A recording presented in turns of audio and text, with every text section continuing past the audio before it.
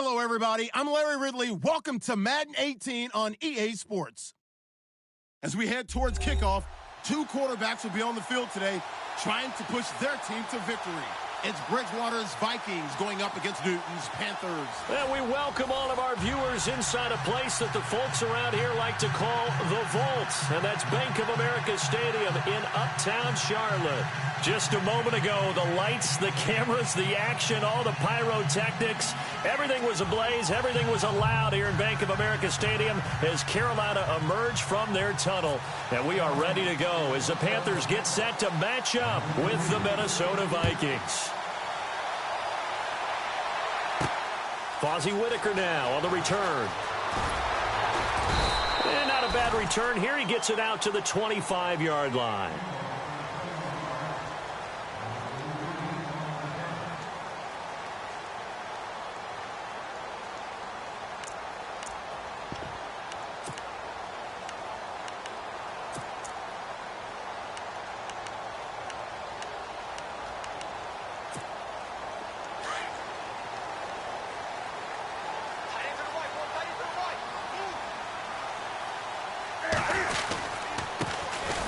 First carry for Jonathan Stewart. And he'll wind up with about 6 up past the 30 to the 31. Let's talk a little football 101 here, because one of the keys to advancing the ball downfield, success on first down. Huge difference, as we know, between 2nd and 4 and 2nd and 8 and 9.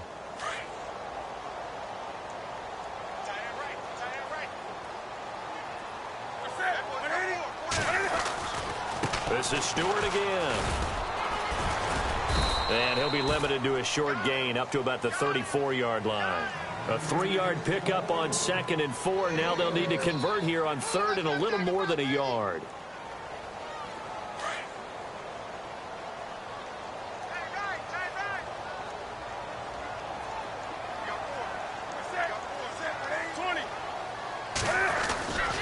They'll try and run it. Here's Stewart. And he went nowhere. Well, he went backwards. Back to the 33. A loss of a yard, and it brings up 4th. And, partner, in a lot of short yardage situations, you'll see the linebackers step up into the gaps, what we call mugging the line of scrimmage, to make sure they take away all spaces, all creases.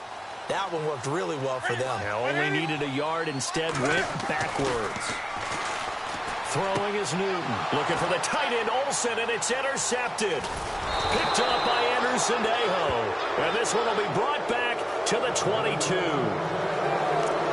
Certainly not how they envisioned ending their opening drive here in the first quarter. Too many ones in this play.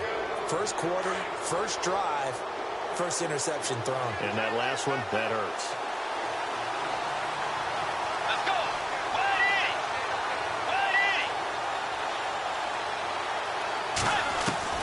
Following the interception, here's Bridgewater. This throw caught right around the 6. It's a really nice 15-yard pickup, and now it's 1st and goal. That's not only Adam Thielen, that's the Pro Bowler Adam Thielen, who had 91 catches this year and over 1,200 yards, a career high. We always look for great stories when we do games. Is there a better one this season than Adam Thielen in terms of where he came from to make a Pro Bowl roster as a receiver for the Minnesota Vikings? Lightly recruited out of high school, ends up at Mankato State, which is now known as Minnesota State Mankato. Undrafted, goes to a rookie free agent tryout camp, hangs around, makes the practice squad.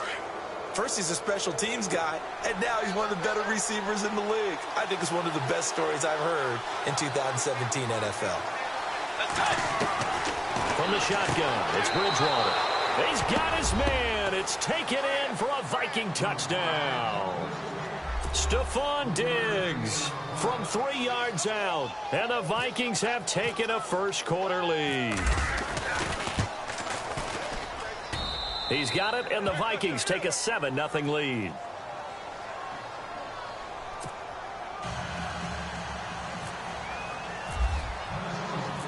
Forbath out to kick this one away.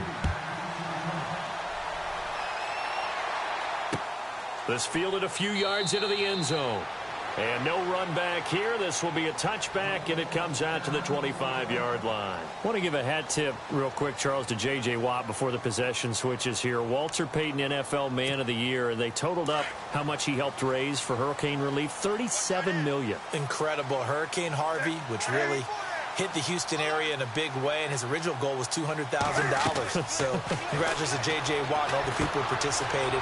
And Greg Olsen of the Panthers, Benjamin Watson of the Ravens, both tight ends, also nominated and finalists for the most prestigious award as determined by the NFL, the Walter Payton Man of the Year Award.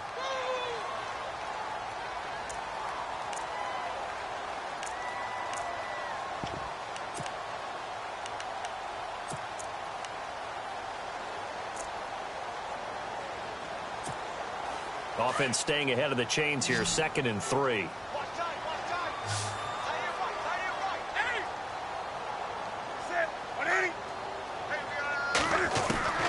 A shotgun snap for Newton. He's going to flip that out to the flat. It's complete. And he's able to take this one up to the 35-yard line. 3 yards there, good enough to keep the drive moving. Everyone's got to be able to catch the football. Doesn't matter what position you play, but if you're on offense, be aware a ball may come your way.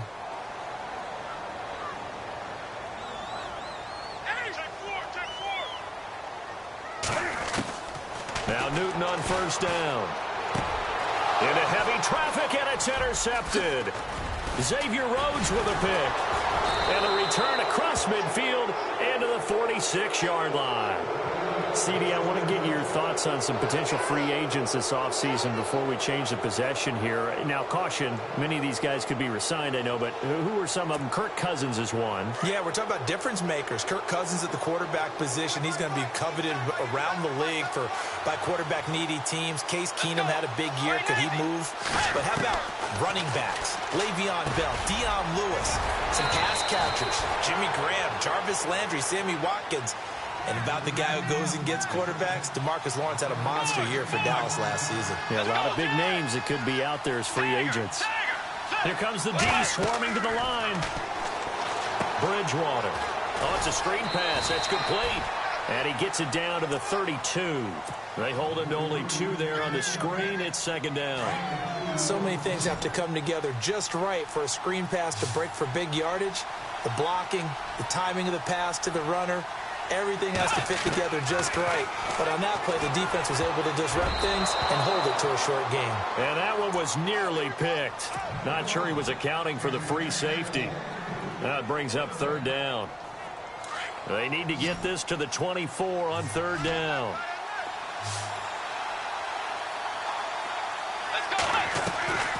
Bridgewater again. Eluding the pressure right. He can run for it. And now he's hit, and Bridgewater loses the football. And it's picked up by the Panthers. A big seam, and he might go all the way. And he will score. Touchdown, Panthers.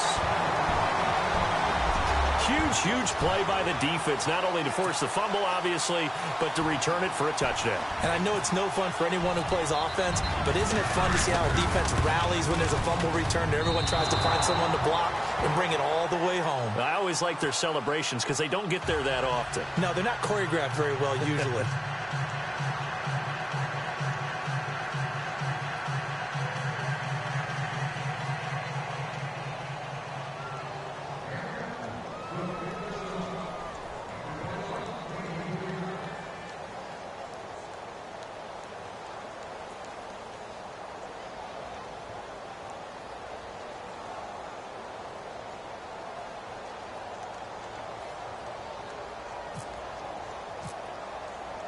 So here's the kickoff now as they'll get it again following that fumble return for a score. And that'll carry over the back line of the end zone for a touchback. Well, before the possession switches here, I had written down that I wanted to talk about some of the awards this past season in the NFL. We know Brady was the MVP, but Todd Gurley, Offensive Player of the Year. How about that for a bounce back? Many were questioning whether he'd had a sophomore slump the season before. Didn't even get to 1,000 yards. Was a dominant force in 2017. How about his teammate Aaron Donald on the defensive side? He took home Defensive Player of the Year award. Yeah, very impressive. They had both sides of the ball. Sean McVay deserving, I think you would agree, of Coach of the Year. Yeah, definitely. I mean, what he did for the Rams when they went from last in the league in scoring to leading the league in scoring and winning a division title. And how about the New Orleans Saints? Rookie of the Year, offense and defense. Alvin Kamara on offense, Marshawn Lattimore on defense. Back now with Charles Davis. I'm Brandon Gaudin. Second quarter begins with the Vikings holding the football. They're looking at a second and short yardage to start things out.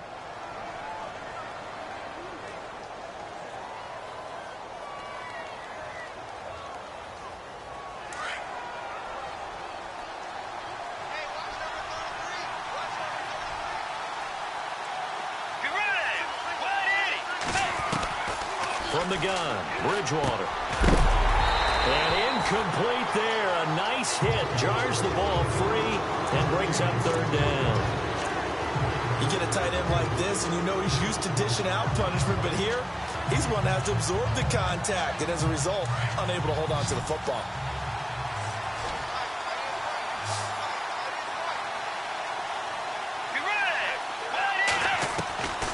Bridgewater on 3rd and 2. Got him, and it's right. And he's finally taken down, but not before getting across midfield and across the 45-yard line. And they're able to convert on 3rd with a solid gain of 23.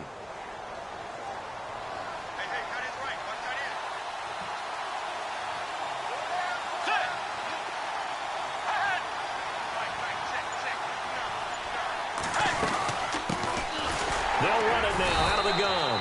And some good tackling there as he stopped up at about the 41. A gain of 3, second down.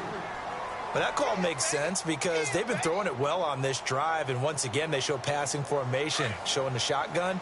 Then they ran out of it. That's a nice play by them defensively, though, to hold it to a short gain. Second down, Bridgewater. Left side caught by Diggs. And he's going to get this inside the 30. 14 yards that time for number 14.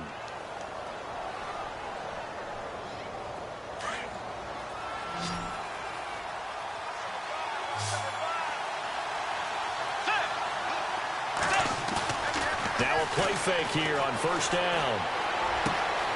And Rudolph has it left side. A good pickup there at 22. There are so many things to watch for when you play defense. And reading your keys, you always hear about that, and having your eyes in the right place. Sometimes your eyes can fool you. How about that play action there? And it sprang the big guy, didn't it? Able to dump it over the top to him.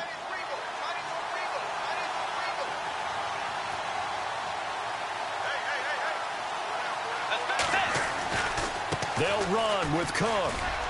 And he will take this one into the end zone for a Viking touchdown. A great effort there. A 5-yard touchdown run. And the Vikings are going to add on to their lead.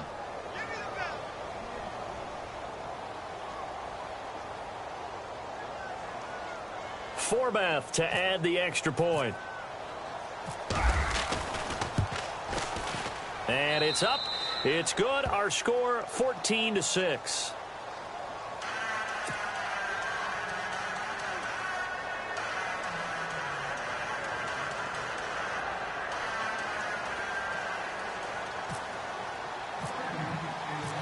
Forbath out to kick this one away. That's fielded in the end zone. And he won't return this one. He'll go down to a knee, and they'll start at the 25. So the football switching hands here in just a second. And, you know, Tom Brady, just to go off on a tangent for a second, may have lost the Super Bowl, but third MVP this past season, and what he did at age 40, really something, right, Charles? Absolutely phenomenal. Ended up beating out Todd Gurley, the running back for the Los Angeles Rams. but he would have traded it for a Super Bowl win, don't you think? How about this? The last 9 NFL MVPs to play in the Super Bowl that same season, 0-9. Yeah. He go all the way back to Kurt Warner in, what, 1999 where he won the double? We were going over that stat earlier. That is hard to believe. But he would have been the MVP had the Patriots pulled that one out. Yeah, he still has 5 rings, though. 5 Super Bowl titles for Brady. 2nd and 10. Newton again. This is caught. It's Greg Olsen. And they're going to get this one all the way out across the 45. A good pickup there at 22. They don't need to run another play here before the 2-minute warning. Let's see if they do it anyway. On first down, it's Newton.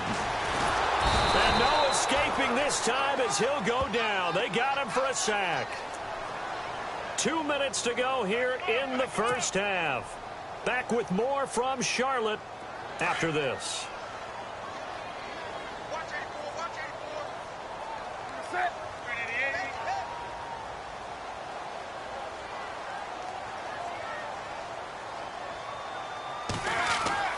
On 2nd down, here's Newton. And his throw's going to be incomplete. But one thing that I've liked defensively is that they've shown him a lot of different looks here in the first half. They've come after him. They've sat back. I think that's what you need to do to keep an offense guessing. And they certainly have kept them on their toes. That's why they haven't had much success on the scoreboard.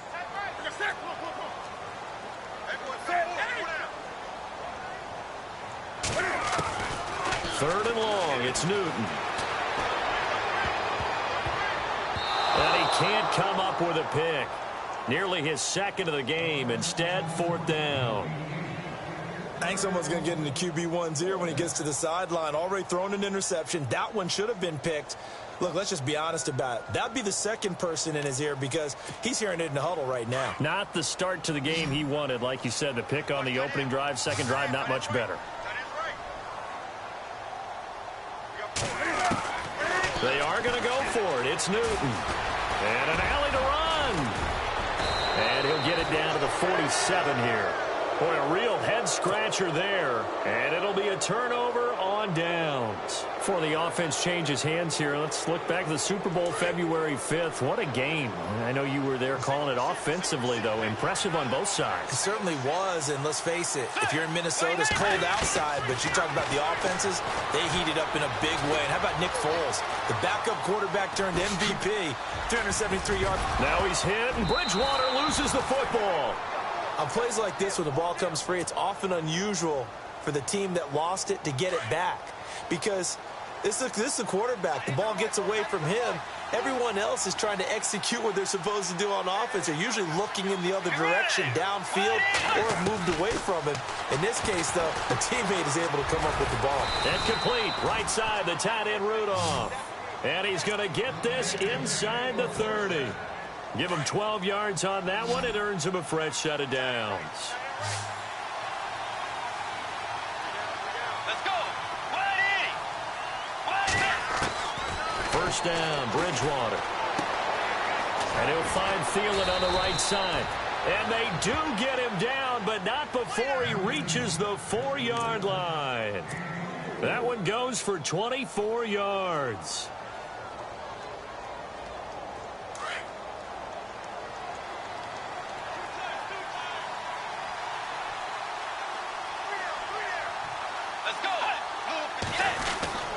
First down, here's the run with Cook.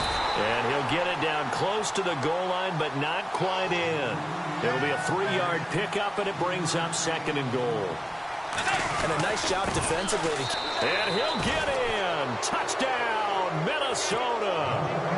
A great play there with his 2nd touchdown here in this first half. And the Vikings find a way to stretch their lead.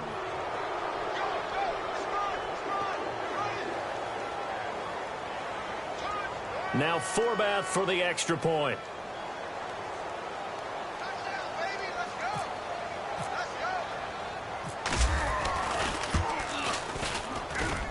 It's up and good, and that'll make the score 21-6.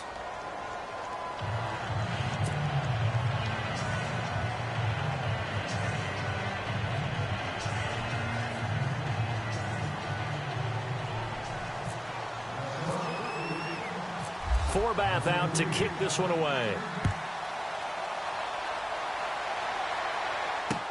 This is fielded a couple yards deep. He'll bring it back to just about the 25, call it the 24-yard line. Here come the Panthers now, set to take over on offense. And with time quickly fading here in the second quarter, not sure how aggressively, offensively they want to play this. I think we'll find out just how much they trust their guys in this situation if they decide to take a shot.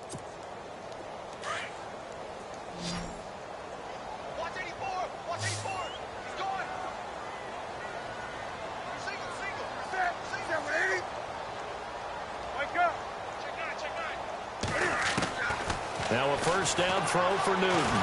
Escaping the pressure right. And this is going to be caught, but they'll say out of bounds. So it's incomplete. Some of the fans here don't seem too happy about what we've seen in this first half. No, not at all, and I understand why. They've looked lethargic, out of sync, and it shows on the scoreboard. On 2nd and 10, Newton buying time to his left. And he'll get this up past the 25 before he's out of bounds. He'll wind up with positive yardage. It's a gain of 3, but now it's 3rd down.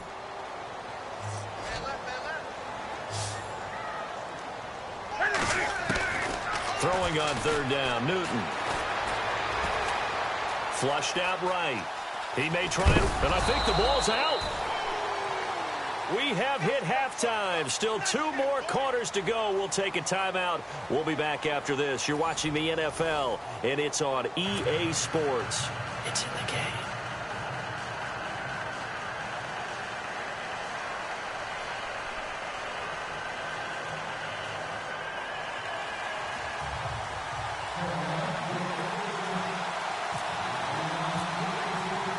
Both teams appear ready for the fight ahead, and we resume action here in quarter number 3.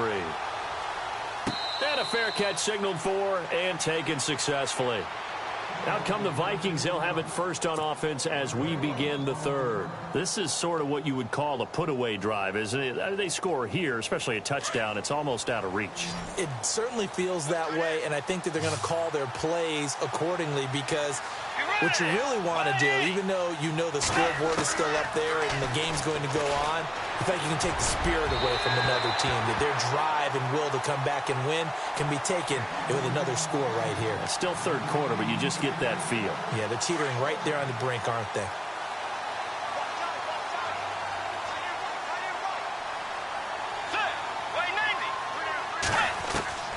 A 2nd down throw for Bridgewater. Looking right sideline, that's complete.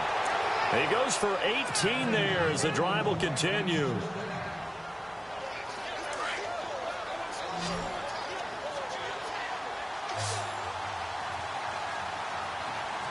Let's go.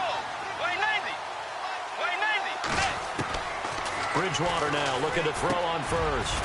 Now he'll dump it underneath to his running back, complete. And he's going to be run over, hit hard as he'll be marked down. 17 more yards on that one as they keep the drive rolling.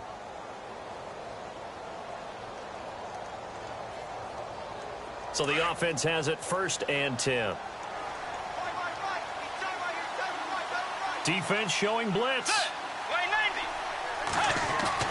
They go play action here on 1st down. And that is intercepted on the sideline. Wait, no. They'll say no. It was caught out of bounds. So this is just an incompletion here.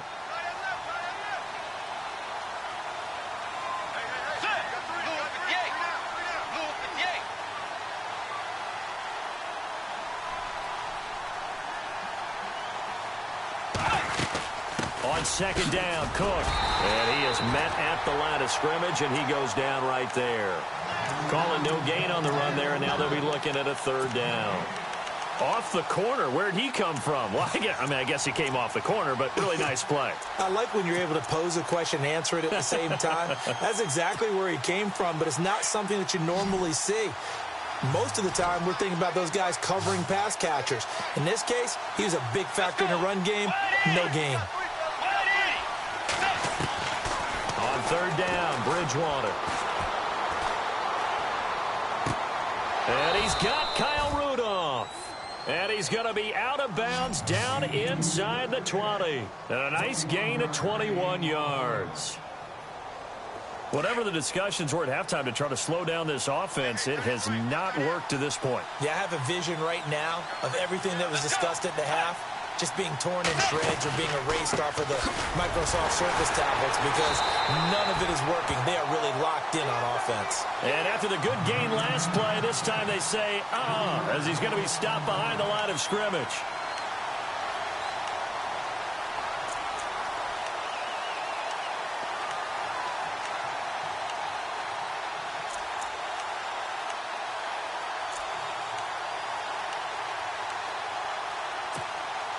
Defense in a good spot. Let's see how the offense responds with a 2nd and 13 now.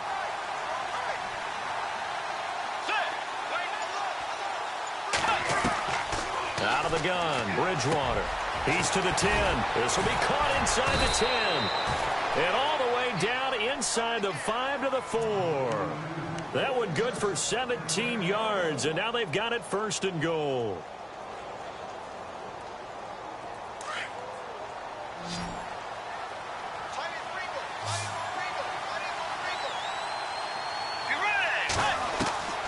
Now Bridgewater. Oh, the ball comes out on the hit, but they'll say it's incomplete. Oh, that's got to frustrate him a little bit because they nearly got to him there, and it would have been the first sack of the game. Instead, they're able to influence the release, and they did force the incomplete pass. Let's go. Right, Bridgewater now on 2nd down. Flush to his right. And it'll be intercepted. Picked off by Mike Adams. And a big turnover there as his guys will get the football back. First possession of the 3rd quarter, an interception, so maybe a second-half tone setter. Indeed, and not the tone they wanted to set. That's the equivalent of running out the wrong door and running into your pool instead of running out onto the field. A real dud for that one. Has that happened to you before? No, but I've heard stories about teams actually doing that back in the good old days. Eluding the pressure right. And he'll toss this one incomplete. Seeing no options, he throws it away. I hope I don't sound too rah-rah on that one, but that's the exact right throw. Either your receiver gets it or no one gets it. Give him a lot of credit for being really precise with it. Got rid of it. No one got it. Back to the air. Newton on 2nd down. Escaping the pressure right. And he gets this up just shy of the 30 to the 29 before he's out of bounds. The improv act there, good for 9, and now they'll be looking at a 3rd and short, 3rd and 1. The Panthers on 3rd down, 0 for 3 to this point. They could use a conversion. They're up against a 3rd and 1 situation. From the gun, here's Newton. And no escaping this time as he'll go down. They got him for a sack. Anthony Barr in there to pick up his 2nd sack now of the afternoon.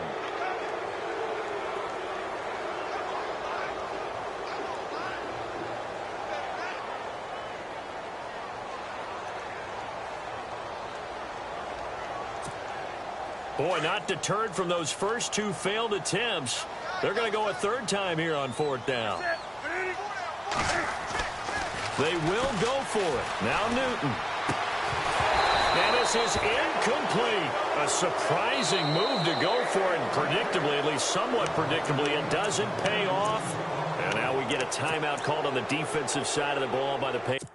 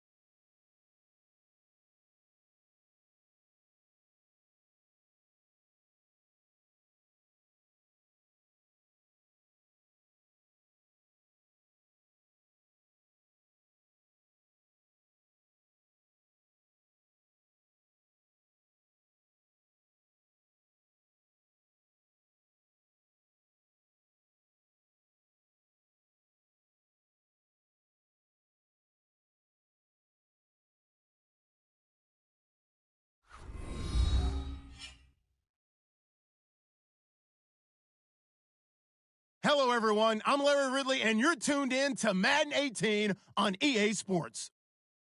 As we head towards kickoff, two quarterbacks will be on the field today trying to push their team to victory. It's Brady's Patriots going up against Deshaun Watson's Texans. All right, Larry, thank you very much. We are pleased, as always, to be bringing you coverage of the National Football League presented by EA Sports. They do it big here in Houston, and a second ago it was a Texas-sized welcome for their hometown guys. They're fired up and ready to go as they get set to match up. And not a bad return here. He gets it out to the 25-yard line with the New England Patriots.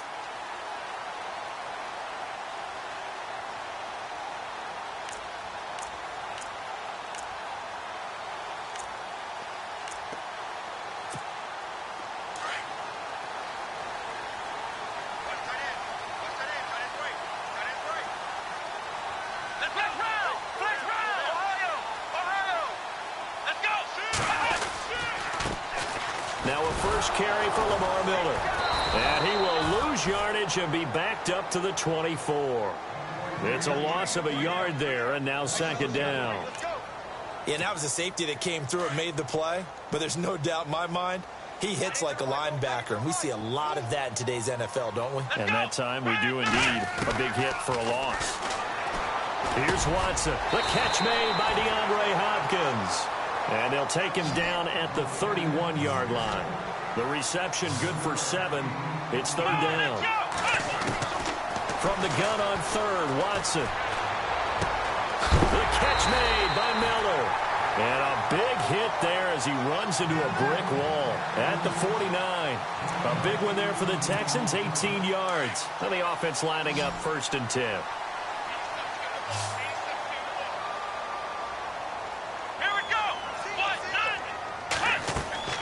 Watson now to throw. And he's got it over the middle. Fedorowicz. And they're able to get this one down to the 25. A good pickup there, 26 yards.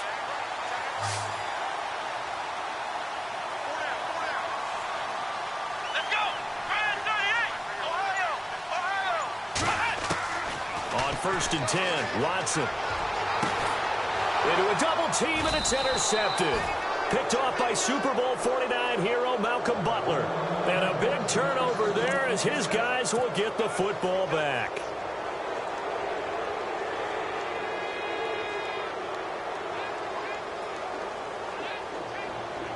And tough starting field position here.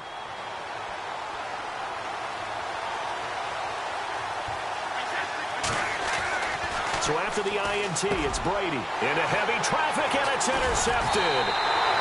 A great read, and it's picked off. And that will set him up in excellent shape. First and goal at the 9-yard line.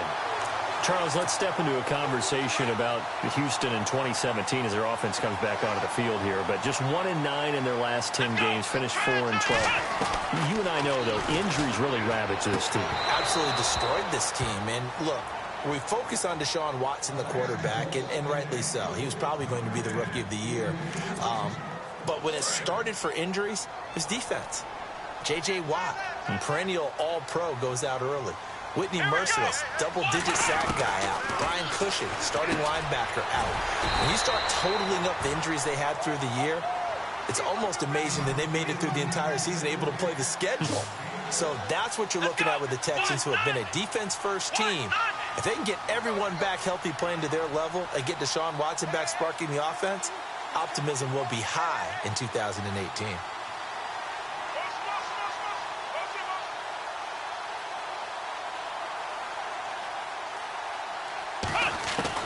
Now Watson on third and goal. And this is going to be incomplete. Let's give this defense some credit now. They let the guys get downfield, but when push came to shove, they stood their ground, and now they'll likely force a field goal attempt.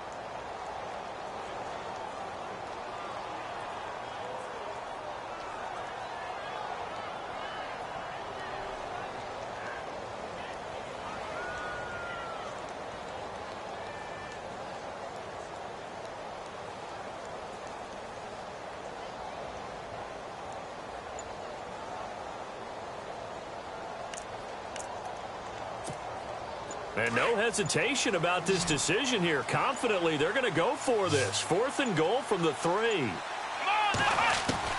They will indeed snap it to Watson. It's complete. Swings it out to his running back. Miller kept out of the end zone on 4th and goal, and the Patriots get the football back. The runner-up New England Patriots offense back onto the field. I wanted to get your thoughts on the offense for this crew as they go into 2018. How do they stack up, Charles? Typically, New England, pretty darn stable. One of the goals going into the offseason was to try and hold on to running back Dion Lewis, because coupled with James White, that's a heck of a tandem. Of course, the big fella, Gronk. You know, you find him another all-pro year in 2017. And remember, before 2017 began, they picked up Brandon Cooks in a trade at wide receiver. That paid off in a big way. He had his 3rd straight 1,000-yard season in the NFL. And then, of course, there's Danny Amendola, Chris Hogan, and they expect to get back Julian Edelman for all of 2018, coming off of a knee injury. To throw, it's Brady. And the hit jarred it loose. It's incomplete. This team is not going to make it easy for you. They're a physical group, and we just saw it there on that play.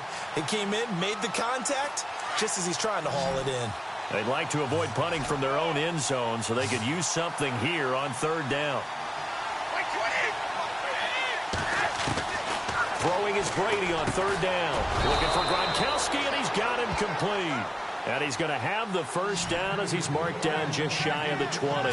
They were looking for a little spark and some breathing room. They got it right there, a gain of 14 and a first down. And it pops free. The collision there jarred the ball loose and brings up 2nd down.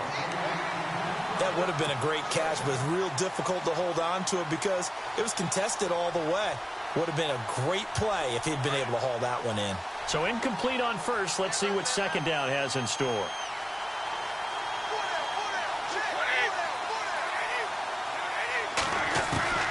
Throwing again. Brady. And incomplete there. A nice hit. Jars the ball free and brings up 3rd down. Even the greats in this game, and he certainly qualifies as one of them, they're going to have trouble if they continue to throw into double coverage. He better be careful. Throwing into too much double coverage might have a couple of them picked off. Throwing now is Brady. And he takes a shot on the release as this will be incomplete. It's a great job by this secondary. When I watch them, they remind me of elite defenders on a basketball court, right? They want to contest each and every pass. Great contest on 3rd down to bring up 4th.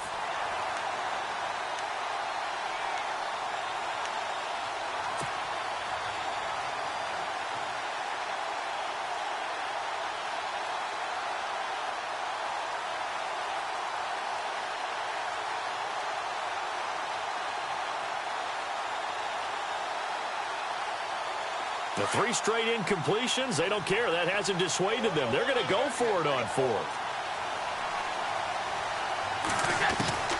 They do go for it. It's Brady. And able to find Dorsett. The Patriot passing game is rolling. They've got another first down. Brandon, I have one word for you after that completion for a first down. Lucky? Analytics. Well, the analytics say punt the football there. So we're changing to analytics as we go, right? What a big-time play for them, and really took a big-time chance. Yeah, big-time first half chance. And an alley to run. And able to get this one all the way up to about the 46-yard line. 9 yards is the pickup there, and they'll have a 2nd and 1. If these kinds of lanes are available, you have to feel like he's going to have a pretty big game on the ground. Yeah, you can tell early on he's got a little burst in his step, and that's a big pickup right there on first down. And the 8th play on this drive coming up.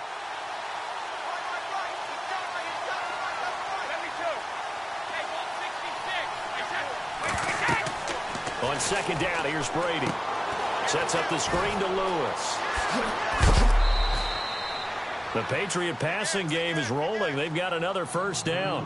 We've seen quite a bit of the short passing game here early on first quarter, haven't we? We have, and I think it works a couple of ways for this team because, number one, you throw the short game until they stop it. And if they're not going to stop it, you keep throwing it, and occasionally you'll break a tackle and turn it into a bigger gain. Also, if they start to creep up, start to pressure receivers, now you go over the top, take it deep, and now you get some of those big shots downfield. Alongside Charles Davis, Brandon Gaudin, it's the Patriots in possession to begin quarter number 2. And they're on the move here. They've got it 1st and 10.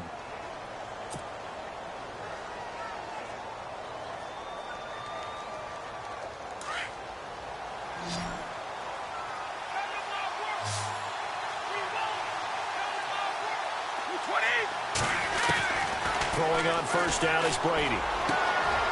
Caught on the right side by Dorsett. And he is out of bounds inside the 30. 17 more yards on that one as they keep the drive rolling.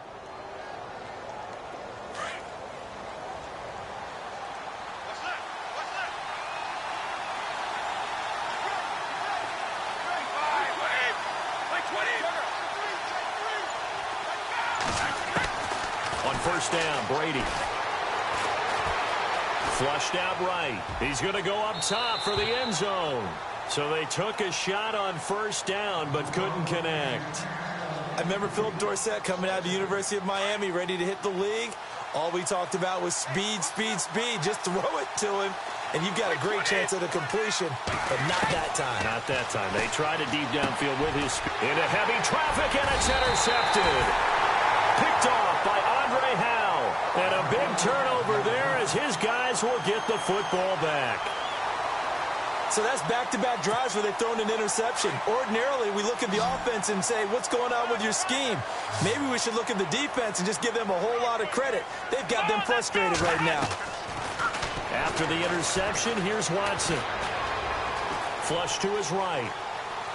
Going up top for Miller. And now this is intercepted. My goodness. Picked off by Super Bowl 49 hero Malcolm Butler. And he takes this one back into the end zone. And the Patriot defense has a touchdown. Now that was a beautiful play. A pick six. How would you punctuate something like that, partner? Oh, you mean with an exclamation mark? Exclamation mark, a big word. What would you do with that? Ampersand? I like it. So they'll get another shot on offense following that pick six. And now the kick is away. And they will not get a chance to return this one as it's through the end zone for a touchback. Out comes the Houston offense as they get set to take over here.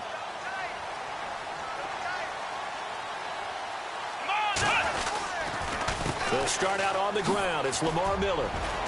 They find some open field. Lamar Miller, the 40. The 30, 10, touchdown, Houston. Lamar Miller, 75 yards. And the Texans are an extra point away from tying this football game. And those are the highlight reel runs you dream of right there. When he gets a seam and just gets through it, how about the explosiveness, the burst to get there to begin with, and then once he's in full gallop, good luck trying to track him down. And those plays so demoralizing for the defense. Absolutely, because you've done so much work trying to keep people in front of you. When they're past you and behind you, that's a tough one to swallow. And now out come the Patriots. And it's been a miserable start for them offensively. Obviously, 2 drives, 2 interceptions. And this is where you have to know your quarterback and know how you actually have to reach him. Do you do it with a little bit of humor? Maybe you break the ice a little bit like, hey, didn't we practice in that colored jersey all week? Not the one that you're throwing it to? Or maybe you have to be stern with him. But whatever it's going to take to get the message, it has to be done. He's putting the game in jeopardy. Gronkowski's going to go. And he'll be down deep in Houston territory. A big play there on the catch and run. And even 70 yards.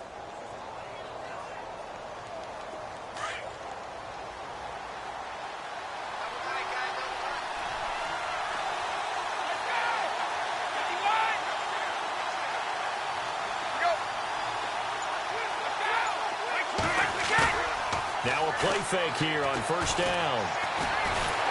And no escaping this time as he'll go down. They got him for a sack. Jadeveon Clowney from his outside linebacker spot. He comes up to drop him for a loss of 10.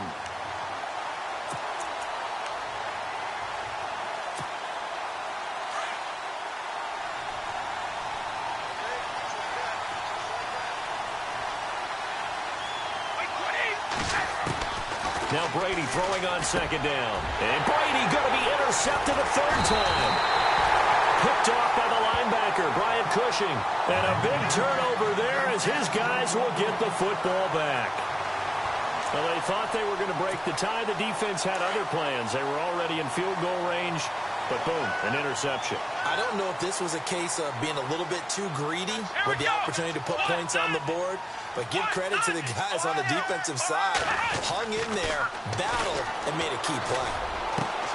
He gets this one to Bruce Ellington. And he's able to get this one all the way past the 30.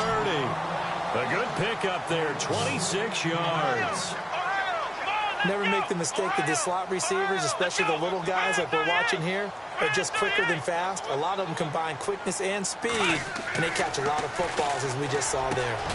Hopkins on the grab over the middle. And they get him down, but not before he takes it across the 40-yard line. 2 minutes to play in a tightly contested first half. We're back to Houston after this timeout. Watson on first down. And to the left side, Fedorowicz has it. Give him 9 there on the first down completion.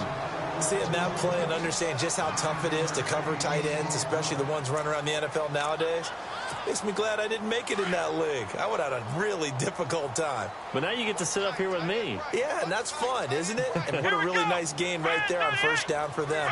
Brings up a nice second down for them.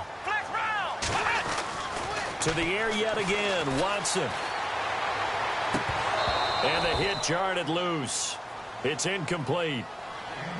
So it can't hang on, and as I watch that unfold, I remembered an expression that I've heard, maybe from you, I don't know, but you're going to get hit anyways, might as well hold on to the ball. Well, you know a coach said that, right? Yeah. Not an actual player. Not a chance at all. Way easier said than done. Watson to throw on 3rd and 1. And that is incomplete. Perhaps they overthought this one a little bit. They've been running it real well on this drive, and it was 3rd and short, okay? They decided to throw the football incomplete. Yeah, they might have thought just a little bit too hard about that play selection.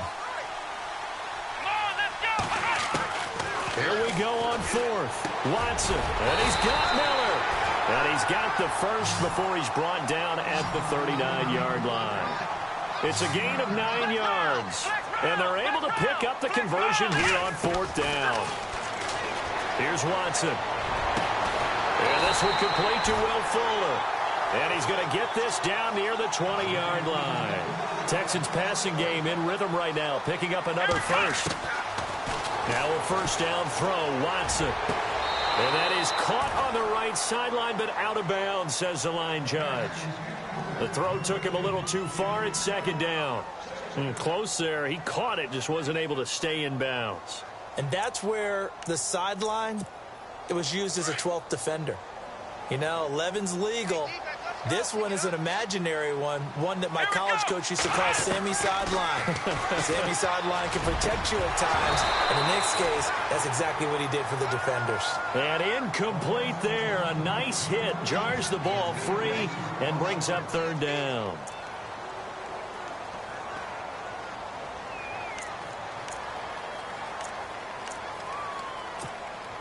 This offense was on the move. Now 2 straight incompletions have them looking at 3rd and 10.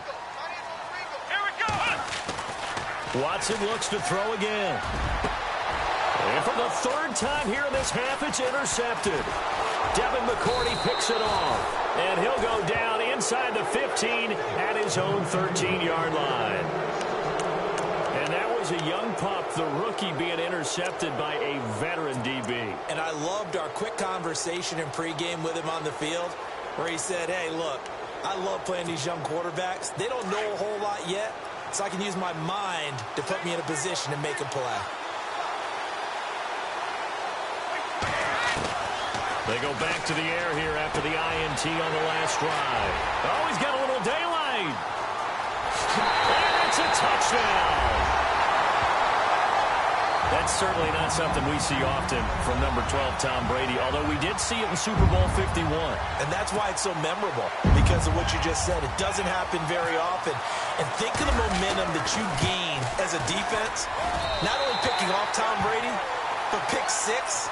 Oh, boy, you feel good about yourselves. So they throw the pick 6. They'll get another shot at it now as this one's in the air. Now Dion Lewis to return. And he'll take it up past the 25 to the 26-yard line. And the Patriots gearing up to go now. And what do you think goes on here in this situation? If you got the football, you're trailing, you're back in your own territory with just a little time. Do you try something? You're thinking about jump-starting your team, right? You just mentioned it. They're down. They're trying to get back into the game. But you've got to figure if something goes wrong, you may have put yourself in a spot where you may not be able to come back in the second half. Managing risk, this is a big decision here.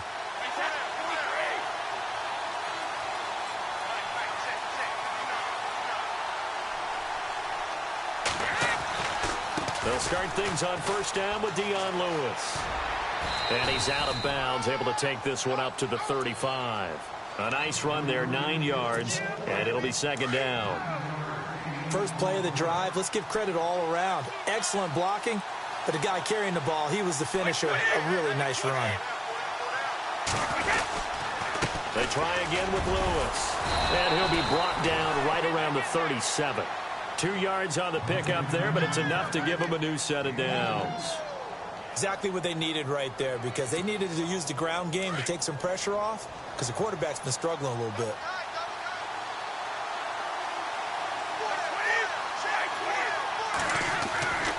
Brady gives this one to Lewis.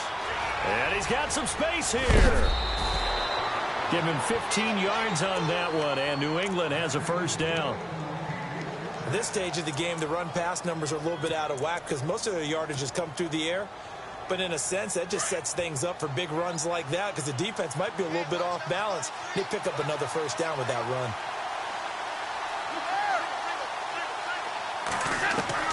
Brady now on first down.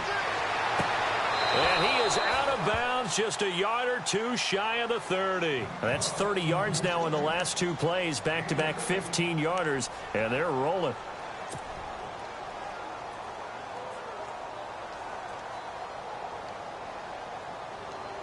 So here we go, 1st and 10 now.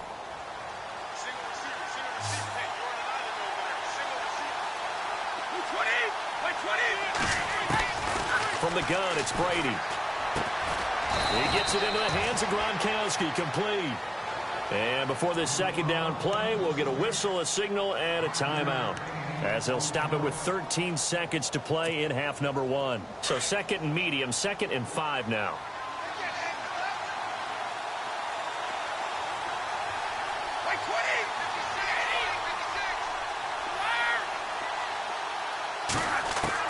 Brady to throw on 2nd down. Escaping the pressure right. Rifles one complete into the hands of Gronkowski. And they'll burn the timeout with 5 seconds left. A chance to try to add 3 points before heading to the locker room. No move for the field goal unit. They're going to go here with 5 seconds left. The final shot before half for Brady. Going underneath for Lewis. And he'll go down here at the 12-yard line.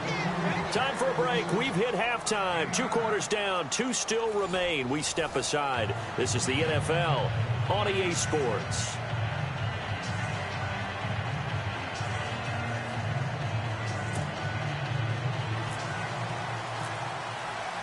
So both teams have their marching orders, and we'll get going again here in quarter number 3. This is taken at the 3. And he'll take this across the 25, couple extra yards up to the 27-yard line. So the Patriots coming out now. They're close game, but they're going to need to do a little bit better probably here in half two, no? I would agree with that totally. I would guess it in the locker room. They talked about cleaning up some of the errors, but overall, I think they wanted to be positive with them. Guys, we're right there. Just not playing as well as we need to. Let's pick it up, and we still have a chance to win this game. Yeah, they do. We'll see if they can pick it up. On 1st and 10, here's Brady. Dorsett's got it. And they're able to get this one across the 35. That goes as a gain of 11 and a Patriot first down. I'm guessing, partner, that if we're in the huddle with the Patriots right now, there's not a single guy that thinks they have any chance of coming back in this one, especially not with Tom Brady. Yeah, who's Tom Brady? What's he done in the past as far as comebacks are concerned? They're down right now, but that can evaporate quickly with him in the huddle.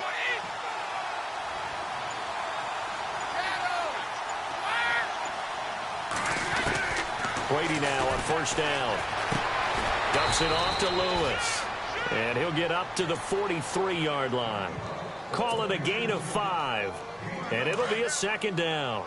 Instead of the running back in New England, sometimes they like to call them the passing backs. They get them the ball in different ways, don't they? They certainly do. Think about the ones they've had in recent vintage. You talk about Kevin Falk, Danny Woodhead, Shane Vereen, James White could have been the MVP in the Super Bowl if it wasn't for a certain quarterback that was on the field that day. It's just a gain of a couple there on the scramble, and now it's 3rd down.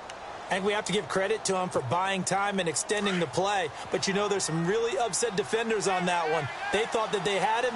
Instead, he was coated in Teflon and got away.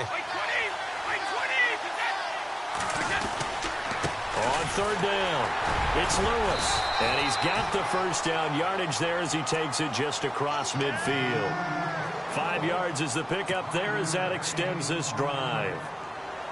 I don't know about you, but that almost felt like old-time football there. 3rd and 2 is not necessarily just a running down anymore. A lot of times they want to throw the ball. They went back to the roots and powered forward and got the first down.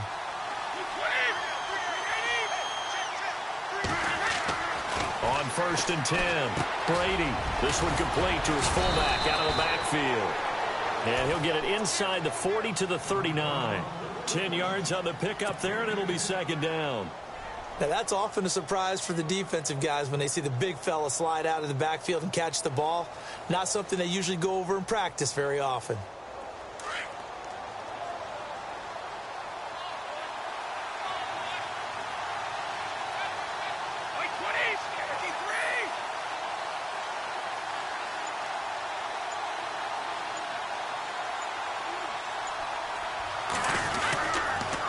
Now a toss play to Lewis. And the stop here will come at the 38-yard line. Only a gain of a yard there, but it indeed gets him a new set of downs. 2nd and inches is oftentimes an invitation for an offense coordinator to take a big shot downfield because he feels like he can come back on 3rd down and pick up the first down. But sometimes you just don't want to break tendency. Stay with what you are, stay with who you know, and go get the first down. That's exactly what they did.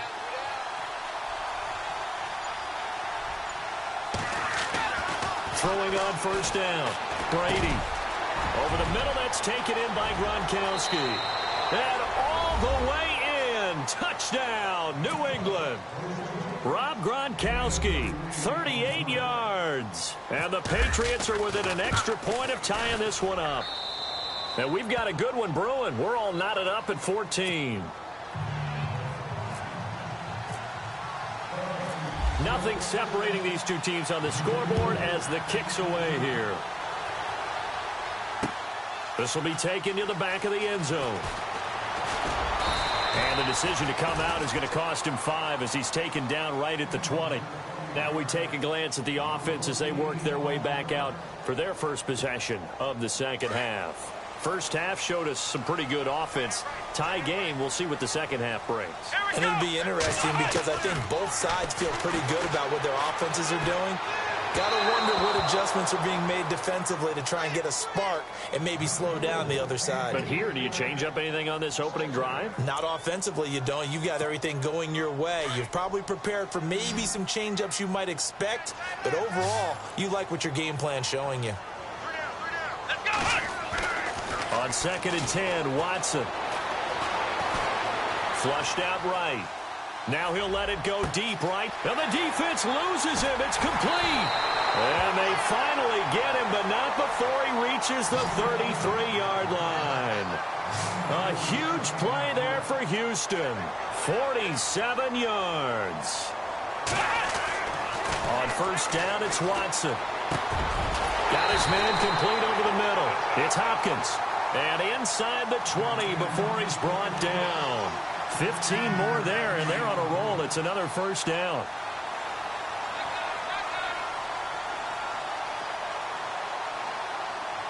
Here we go. From the red zone now, Watson. Forced out to his left. And that one knocked away and incomplete. Nice job defensively on what will be the final play of the third quarter.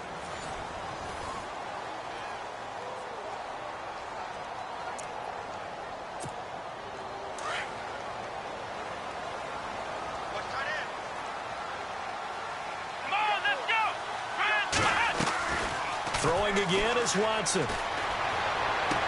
Got a man open. It's Fuller for the Texans touchdown.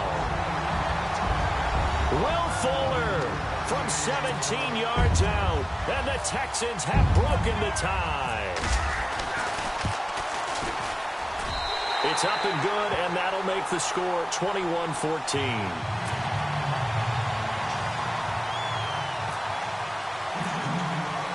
The kickoff team on the field now as they will send this one away. And this will not be returnable. It's out of the back of the end zone for a touchback. The Patriot offense now set to come back out onto the field. And for them, a touchdown their last go-around. Obviously, they'll be hoping to do that again. And when you start plotting for this drive, when you start thinking to yourself, okay, what are we going to do? You don't go away from what you did before because that worked, but you have to be prepared for wrinkles and counter. And now here is another interception. Picked off by Kareem Jackson. And they will score a pick six for the Texans TD. Oh, that's about as tough as they come. You're driving to try to put the ball in the end zone and tie the game, and that happens. It was exciting for us, wasn't it? Because we were thinking, hey, we might be headed towards overtime.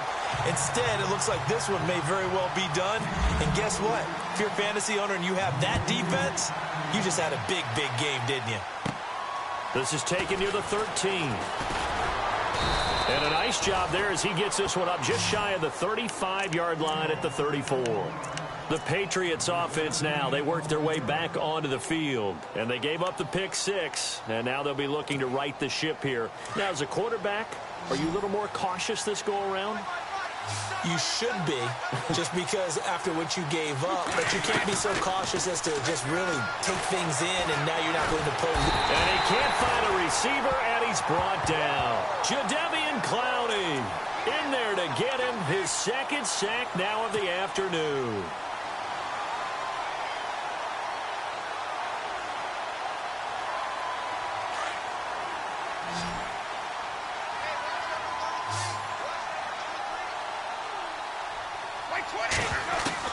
On second down, here's Brady. He's going to flip one out here to his running back. Oh, and Lewis lost the football. Wow, that ball gets knocked free, but a teammate comes along and scoops it up. It's almost like baseball. Guys at bat, people are on base in scoring position. One guy doesn't get him home. The next guy comes through and picks him up. And avoids the turnover. Brady going to throw. And he's going to have a first down as he's brought down at the 44-yard line. Brady to Gronkowski. They make it look easy, don't they? And it's a Patriot first down.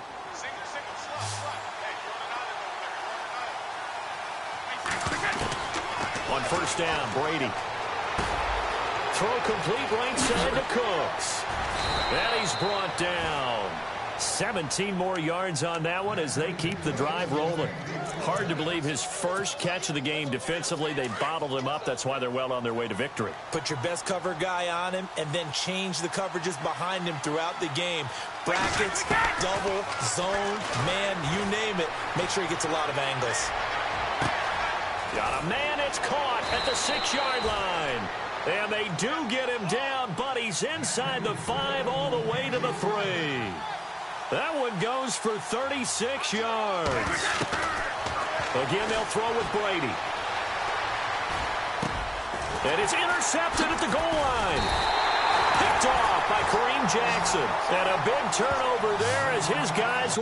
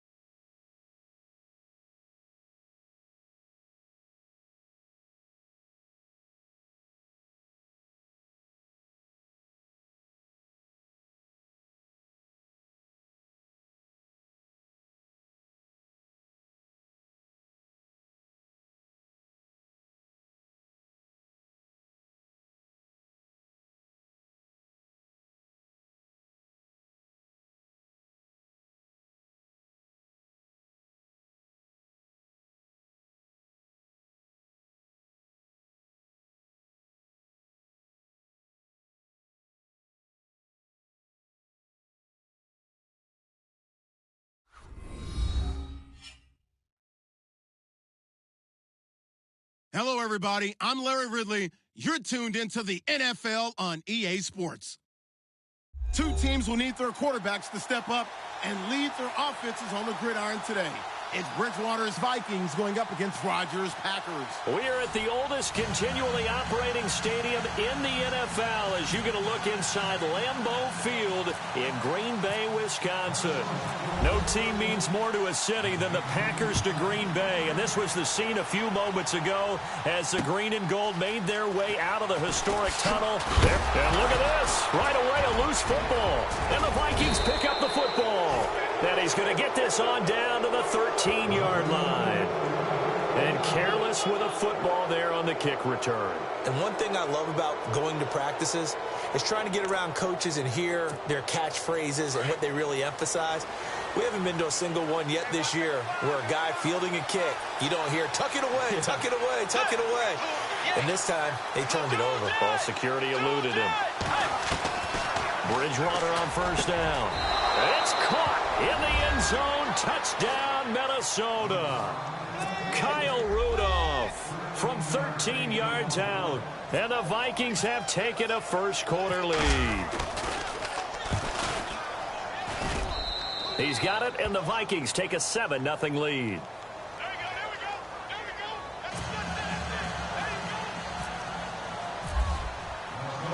Forbath out to kick this one away. Fielded about a yard deep. And he'll take this one near the 25, call it the 26-yard line.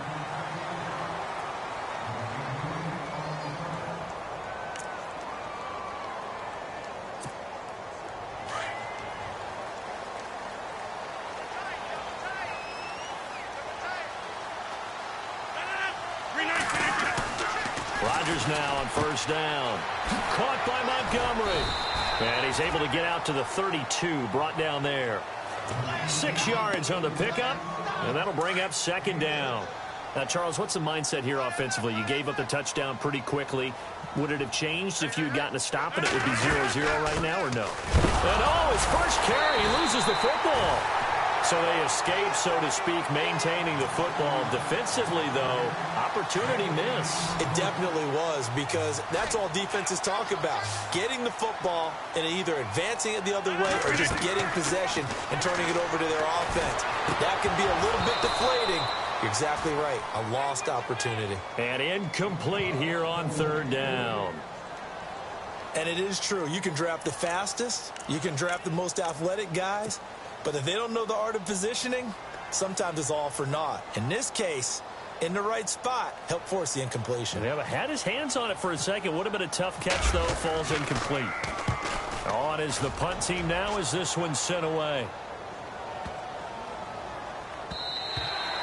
And no one there to stop it. Hits at the 8, but it carries all the way into the end zone for a touchback. Vikings coming out here again to take over on offense. And this is a crew, obviously, that was so close, Charles, to becoming the first ever team to play a Super Bowl in their own stadium. So disappointment in that last game against Philly. But overall, I think they've got to be pretty pleased with the season. They have to be, because they put it all together.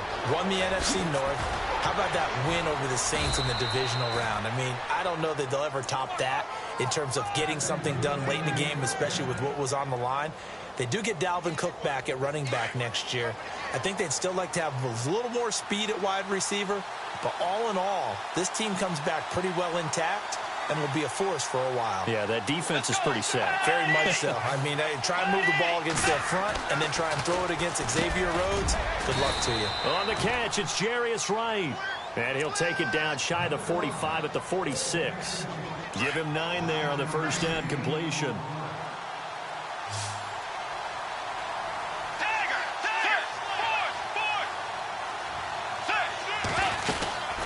They'll run it now out of the gun. And he'll go down shy of the 40 at the 41. And 5 yards on the play there as the drive will continue. 2nd and 1 is often an invitation to take the big shot downfield. I bet the offensive lineman said, are you kidding? We just get on our backs and we'll still get the first down. They love being physical. They run again on first down. Cook. And the lane closes up quickly as he'll get about 3 down to the 38. Well, if the coaching staff's doing a good job upstairs, they'll file away what they just saw from the defense right there. They sold out to stop that running play. I'd say keep that in mind. They want to try that again. Go play action and hit them over the top. And after the play on the ground, that brings up second down here. Let's go. From the gun, Bridgewater. A hit as he throws there, incomplete. Really nice play by the guys on the defensive side of the ball, but for the guys on the offensive line, they're doing a nice job of trying to protect their passer. But when a guy hops in the air and goes airborne to try and knock one away, it's difficult because you can't reach out and grab him. That'll be a holding penalty. So all you're trying to do is make some type of a play on him, make some type of contact to try and get his arms out of the sky. 17 yards is the pickup there for number 17. Bridgewater now looking to throw on first. And it's caught. And he'll get into the end zone. Touchdown, Minnesota. Jarius Wright from 21 yards away. And the Vikings are going to add on to their lead. And he knocks it through.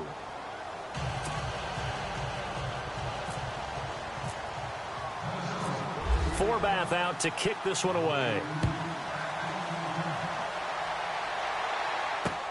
Set to return, this is Jeff Janis.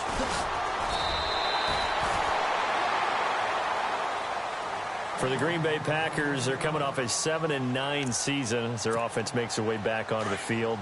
But with that 7-9 season, Charles, they saw their string of 8 straight playoff appearances come to an end. It was just weird not to have Green Bay in the playoffs, right? Yeah, you kept searching for them, didn't you? You kept looking down the list. When does Green Bay play in the playoffs? Because you're so used to it.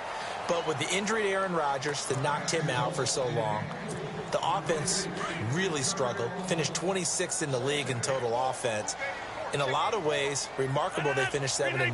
Yeah, and Brett Hundley came in, tried to do his thing. I don't think it was much of an indictment on the play of Hundley, as it made me appreciate Aaron Rodgers more. I think we all did, and I do believe that the head coach might...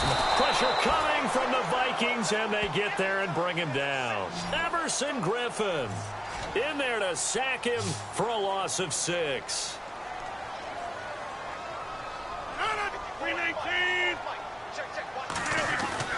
On 3rd and long, it's Rodgers. Trying to get it to Cobb, and it's intercepted. Terrence Newman with a pick. And he'll bring this one back to the 29. This is such a good read defensively. They know that this offense is going to try to get the ball to their playmaker in space. So what do? They crowd him and send bodies at him. And this one winds up being intercepted. And a great spot to start this drive from here.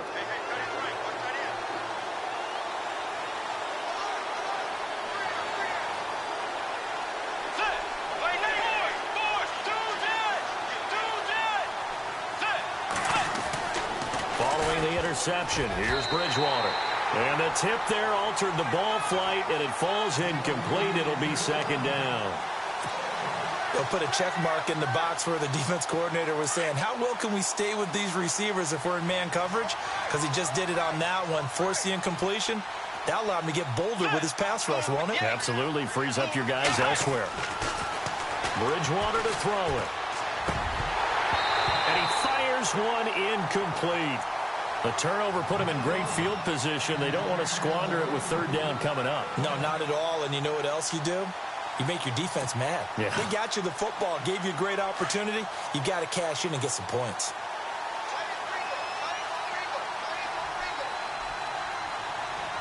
Let's go. On 3rd down, Bridgewater.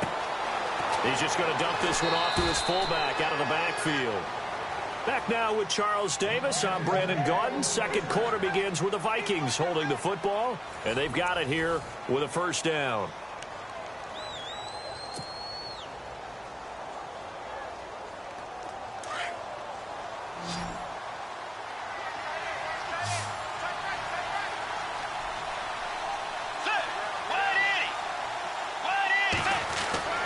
Bridgewater again.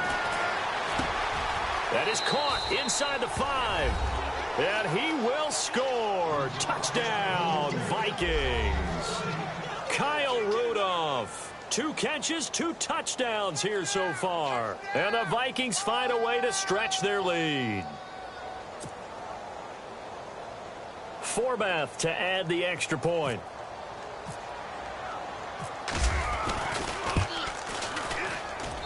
And it is now 21-0.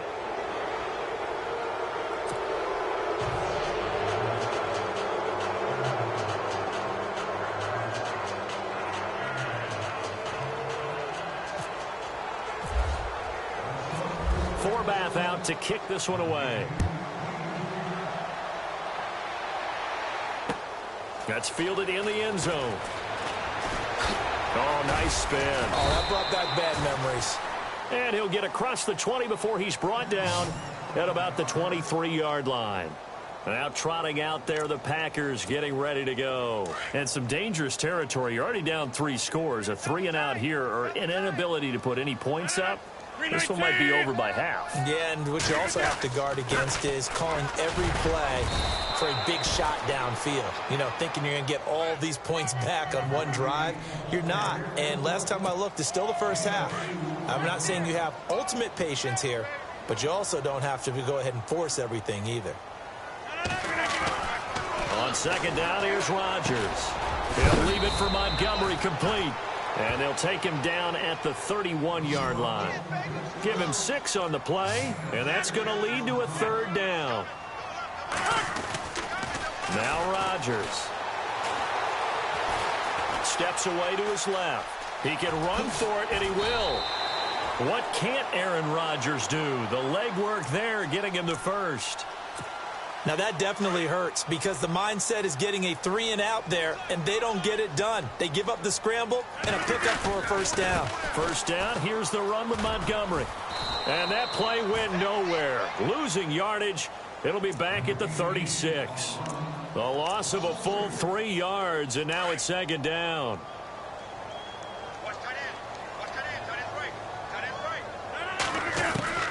Rodgers to throw on second down. He completes it to Jordy Nelson.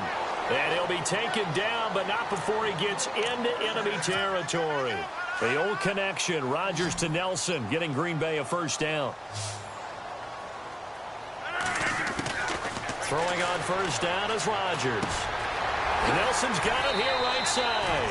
A good pickup there. 8 yards on the first down completion. When you see zone defense and you know you've got a drag route on as your primary call, you've got to be really careful as a passer about how far you let your guy go because he might wander into some tough coverage. 2 minutes remain here in the first half. We're back to Lambeau following these words.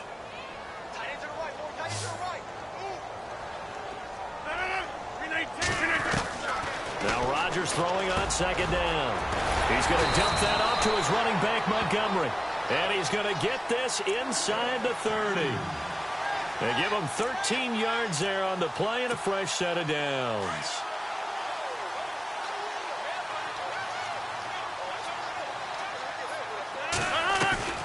Rodgers to Montgomery on the draw.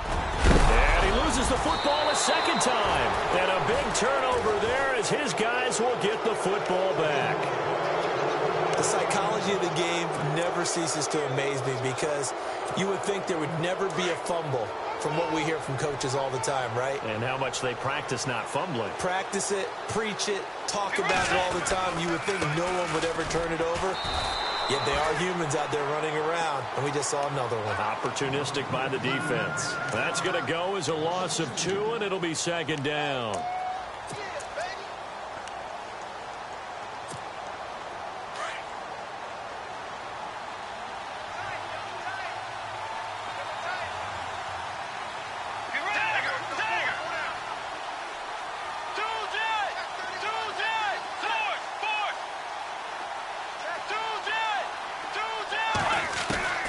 Bridgewater now on second down. He's got it complete to Stephon Diggs. 30, 10, touchdown, Vikings.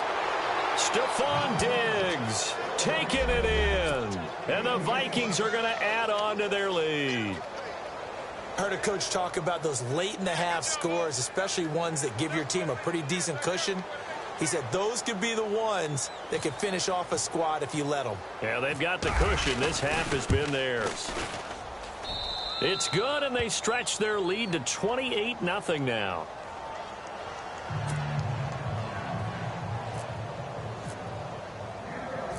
Forbath out to kick this one away. This is fielded a couple yards deep.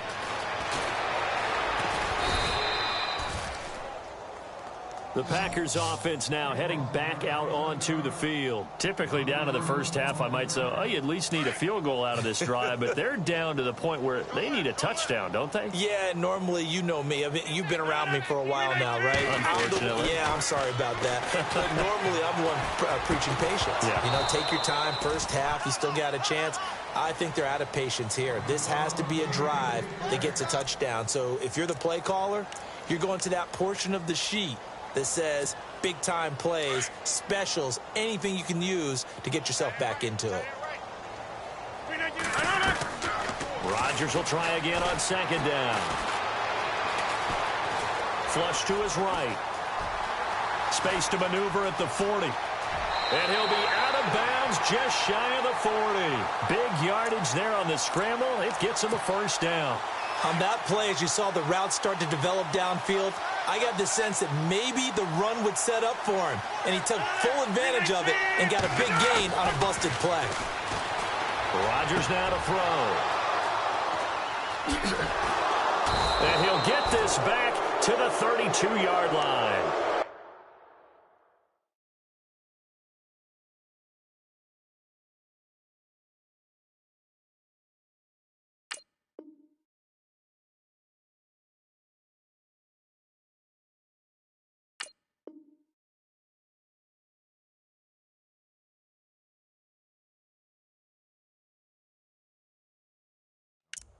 I'm not sure, Brandon, we've seen a sloppier played game this year for a team on offense.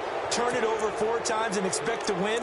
No chance whatsoever. And look, I have no idea what the ratio is about turning over 4 times and how that correlates to winning or losing, but I'll guarantee you, it's not very good. First down, Bridgewater. Left side caught by Diggs. The 20, 10, and he'll get into the end zone. Touchdown, Minnesota. Stephon Diggs. 2 catches, 2 touchdowns here so far. And this Viking offense is running away with this one. And he's been a busy man, 5 for 5 now as he knocks another one through to extend the lead.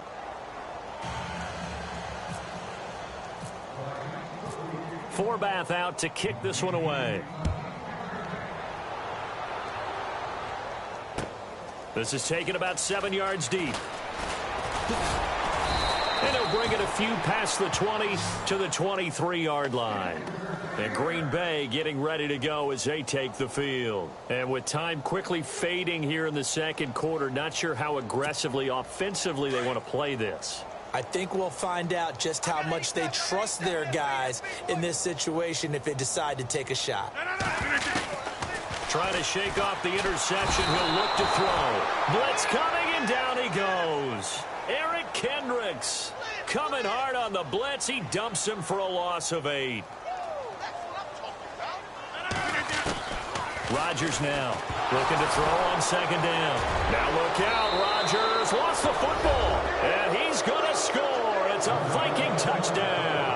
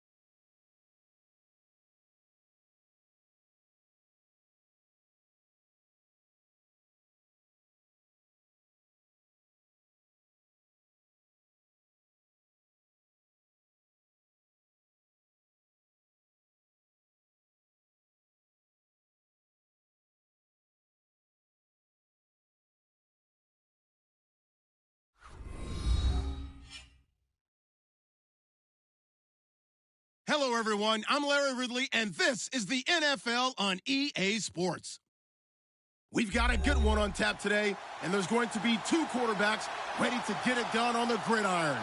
It's Newton's Panthers going up against Bridgewater's Vikings. EA Sports coverage takes us to one of the newest jewels on the NFL landscape, US Bank Stadium in Minneapolis. It can certainly get loud inside this building, and just a few moments ago when the Vikings were introduced, it was downright shaking in here.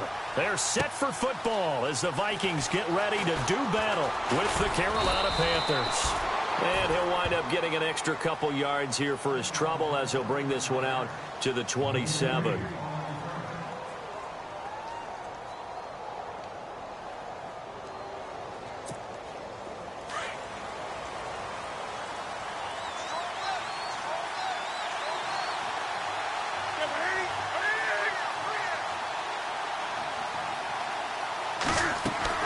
Now a first down throw for Newton.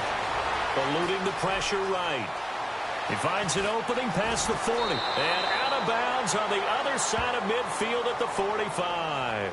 Big yardage there on the scramble. It gets him a first down. So an instance there of Cam being Cam. We know he can use his legs. And with that big body, it's hard to get him down even if you get a clear shot on him. Plus, he moves it a lot faster than what people think. And boy, does he have fun playing the game of football. Stewart. And he's able to get this one down to about the 40. 5 yards is the tally on first down. That brings up 2nd and 5. Partner, I think from our experience together, we have learned that most offensive coordinators are going to tell you, if I'm going to run the football on first down, I've got to get at least 4 yards. They got 5 here. They've got to feel pretty good about that one.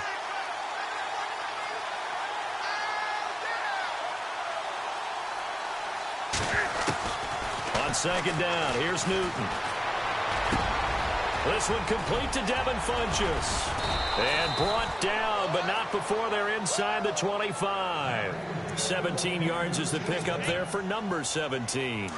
Well, I don't mean to jump in on you, partner, but they didn't waste any time getting downfield, did they? I mean, a nice big play there. 3 plays, 3 successful plays in plus territory. Now this defense on its heels a bit. It seems like they had something targeted there, doesn't it? It's like, okay, we've got a matchup we like coming right out of the gate. Let's go ahead and get right to it. Curtis Samuel, the one he was looking for. And now it's second down.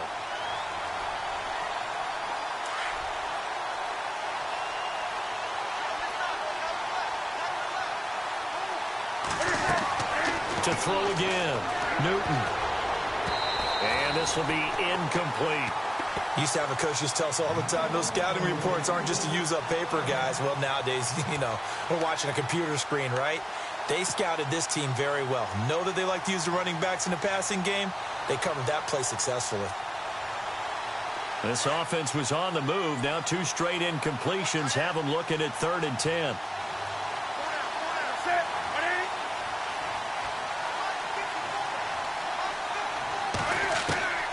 Again, Newton. And he finds a man. It's Olsen. And they do stop him, but he takes it all the way to the 2. They're able to convert on 3rd down, and that sets up a 1st and goal. Trying to punch it in, Stewart. And he takes it into the end zone for a Panthers touchdown. Jonathan Stewart taking it in from 2 yards out. And the Panthers take it right down and score on the opening drive. And he's got it up and through.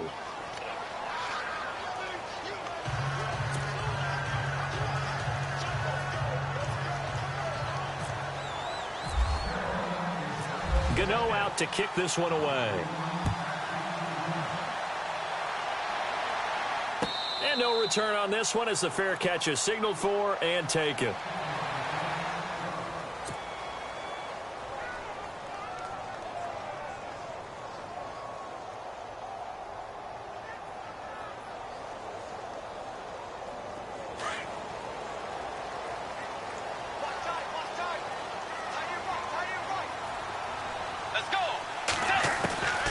Bridgewater on first down. Over the middle here to Rudolph. And he'll get it up to the 33-yard line. A good pickup there. 8 yards on the first down completion. We'll see what kind of mindset they have here offensively after giving up the touchdown on the opening drive. And based on our time with them, prior to this game, I feel like they've got a good mindset going in. In fact, the discussion we had with the coaching staff was, we may give up some points in this game, so our offense has to be ready each and every time to either equal or try and get us ahead and try and keep us ahead. This is their chance to respond to that first touchdown given up. A first down throw for Bridgewater. And Rudolph has it left side. 10 yards on the pickup there, and it'll be second down. When you execute a drag or a crossing route really well and give them a chance to let it develop a little bit, you can gain some significant yardage hitting your tight end on that one.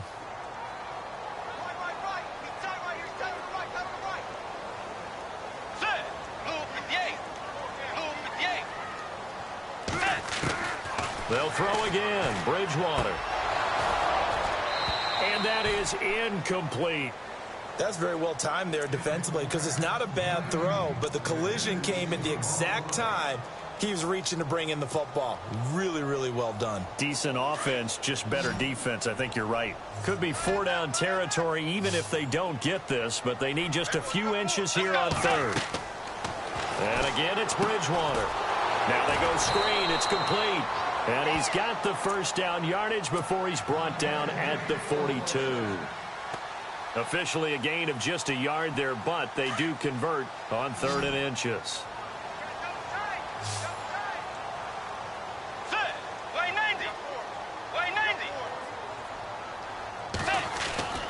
Bridgewater now looking to throw on first. Escaping the pressure right. And he's got room. And he gets it inside the 35 and just shy of the 30. A nifty bit of scrambling there. 12 yards, first down. Man, defensively, that hurts. They got him out of his rhythm. They had him hemmed in, but somehow he was able to tuck it away and get away for a gain. Now the first carry for Dalvin Cook. And he will score. Touchdown, Vikings. A great effort there. 31 yards. And the Vikings are an extra point away from tying this thing up. It's good, and we're all tied at 7 apiece. Back now with Charles Davis. I'm Brandon Gaudin. Second quarter begins with the Vikings holding the football, as we'll see one following the score on the final play before break. So we're right back where we started, all even as the kick's away. This fielded at the 2. And he'll take this across the 25. Couple extra yards up to the 27-yard line. Here are the Panthers now as their offense comes back out onto the field. And they're hoping to redo their efforts in the last drive when they got into the end zone. And just think of what it's like now on the sideline, because when you score a touchdown, you have to go over and look at the tablet and see what you did on the last drive. When you scored points, it's a whole lot better view than when you're trying to figure out how to fix things there. He'll get just a yard on the scramble. It's second down. Yeah, he only gets a few yards on 1st and 10, but he's better off doing that than throwing an incompletion or even worse, an interception. To throw on second down is Newton. He hits Stewart in the flat, and he'll be brought down right around the 37. 9 yards on the pickup there, and it keeps the drive alive. And with his size coming out of the backfield, usually takes more than an arm tackle to get him down. That's why they like to get him involved in the passing game. No doubt about it. You saw him running that angle route there and catching the ball. And with his size, not often thought to have hands, but we're hearing that more and more. Guys are doing a better job of catching the ball at any size coming out of the backfield because they need to be a full part of the offense. The positioning here is key. As a defensive back, you're taught 99% of the time, make a play on the football. But in this case, making a play on the man was all the difference. That's what forced the incompletion. And the tight end Olsen, right side. And he'll be brought down shy of the 40 at the 38-yard line. That catch good for only a yard, and it'll be third down.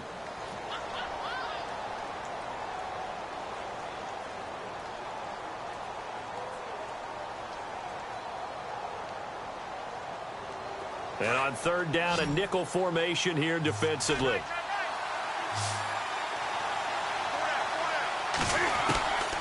To the air again, Newton. his target, Samuel. Touchdown, Carolina. A big play there. 62 yards. And the Panthers have taken the lead. As a fan, is there anything prettier than a well-executed post route? No, it's a thing of beauty, especially when it's done like that for a touchdown.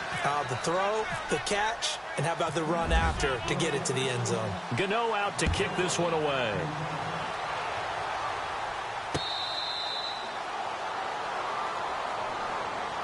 Now the Minnesota offense set to take over again. And that last drive was very, very balanced, pretty methodical. You think they go that route again? I'm always of the school that until they stop me from doing something, I'm going to continue. And I think that that's exactly what they'll look to do.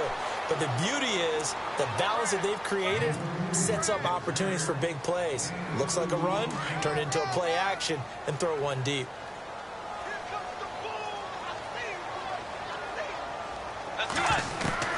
A second down throw for Bridgewater. It's complete to Diggs. And he's able to get out to the 32, brought down there. That catch good for 5. It's third down.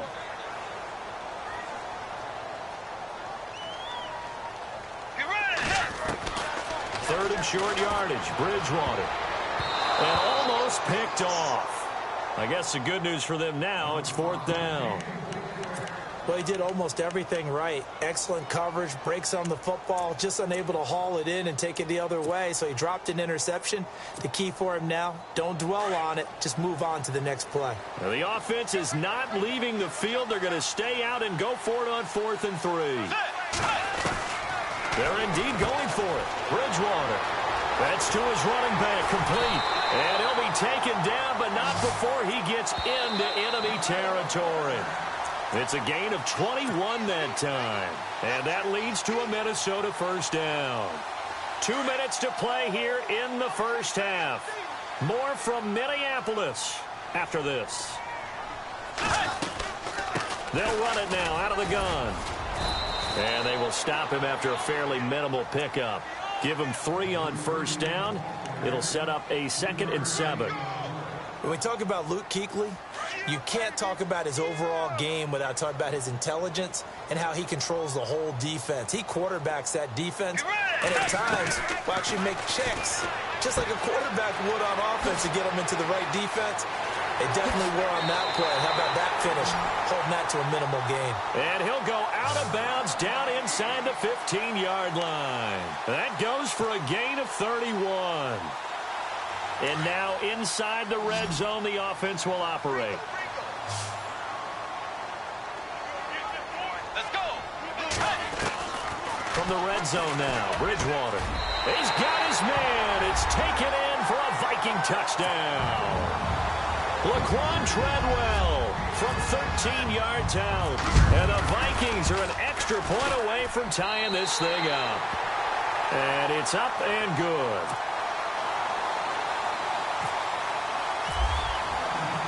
So a tie ball game here as the kick's away. This fielded a few yards into the end zone. And a nice return sets him up pretty good here at the 30-yard line. And onto the field, here come the Panthers. And right now they're saying, hey, let's keep this going. 2 drives, 2 touchdowns. Yeah, can't ask for a better start than that, can you? I mean, this is the way you practice it. This is the way you rehearse it. But right now, the play calling, they're locked in really well. Hoping now to get back in the end zone on his 4th possession. Flushed out right. And he goes out of bounds just shy of the 45. Opted to run for it. The decision a good one. Picking up the first, getting 14 yards on the scramble.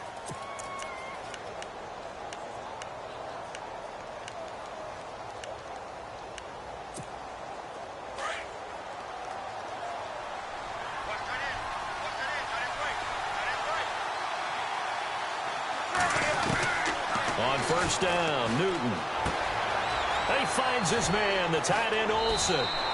Give him 9 there on the first down completion. Coaches always harp on the quarterback reading the defense and getting it to the open man. That's good recognition there. And how about what he did after the catch? Yeah, hit your tight end, let him get some rack. Yeah, when he gets moving, not many guys want to come over and put a hit on him, do they?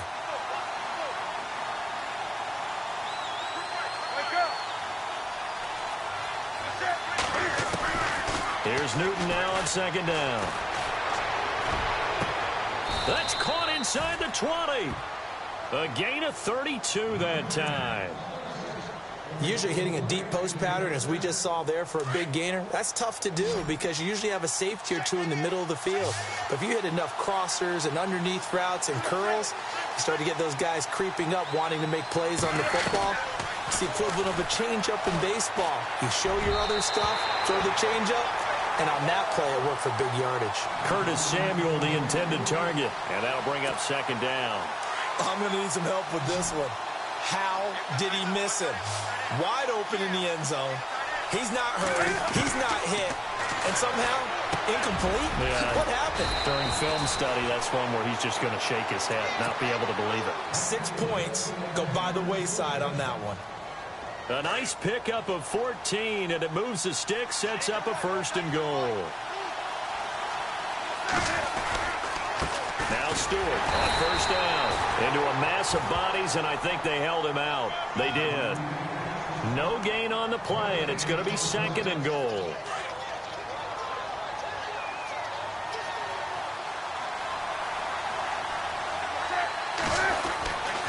Again, it's Stewart on 2nd and goal. And he is in. Touchdown, Carolina. Jonathan Stewart, as the first half is winding down. And the Panthers have broken our tie as they take the lead.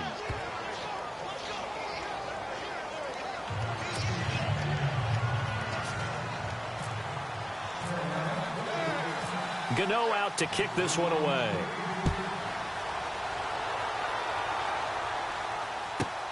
This is fielded at the chalk of the 10. And a nice return sets him up pretty good here at the 30-yard line.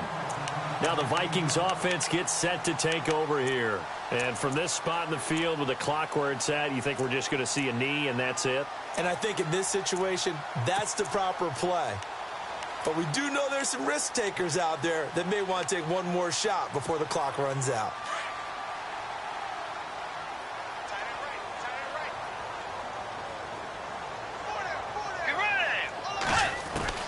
On 1st and 10, Bridgewater.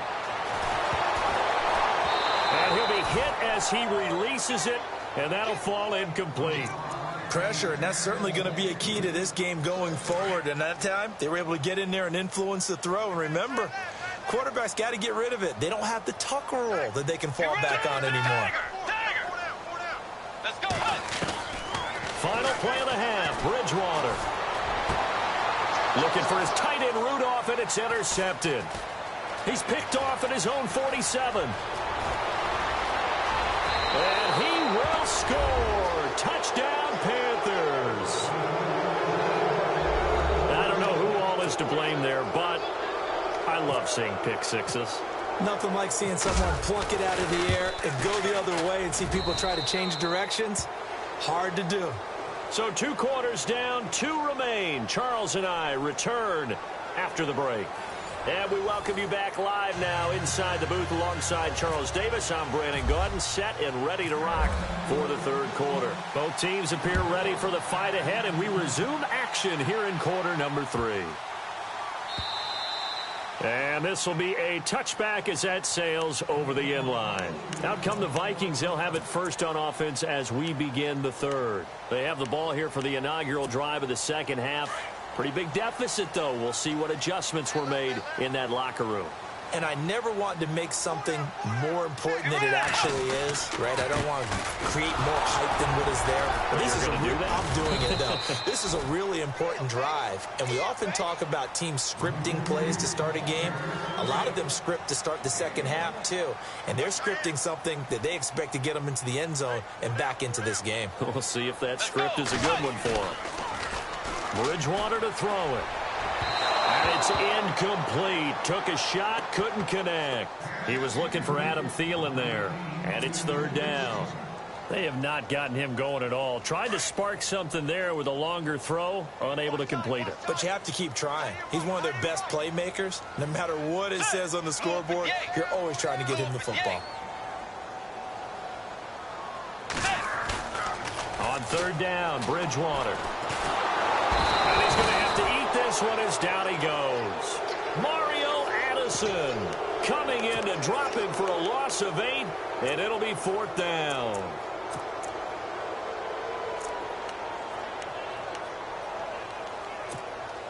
This offense converted once on 4th down earlier.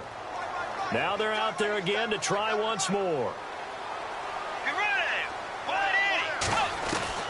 They'll try and throw for it here.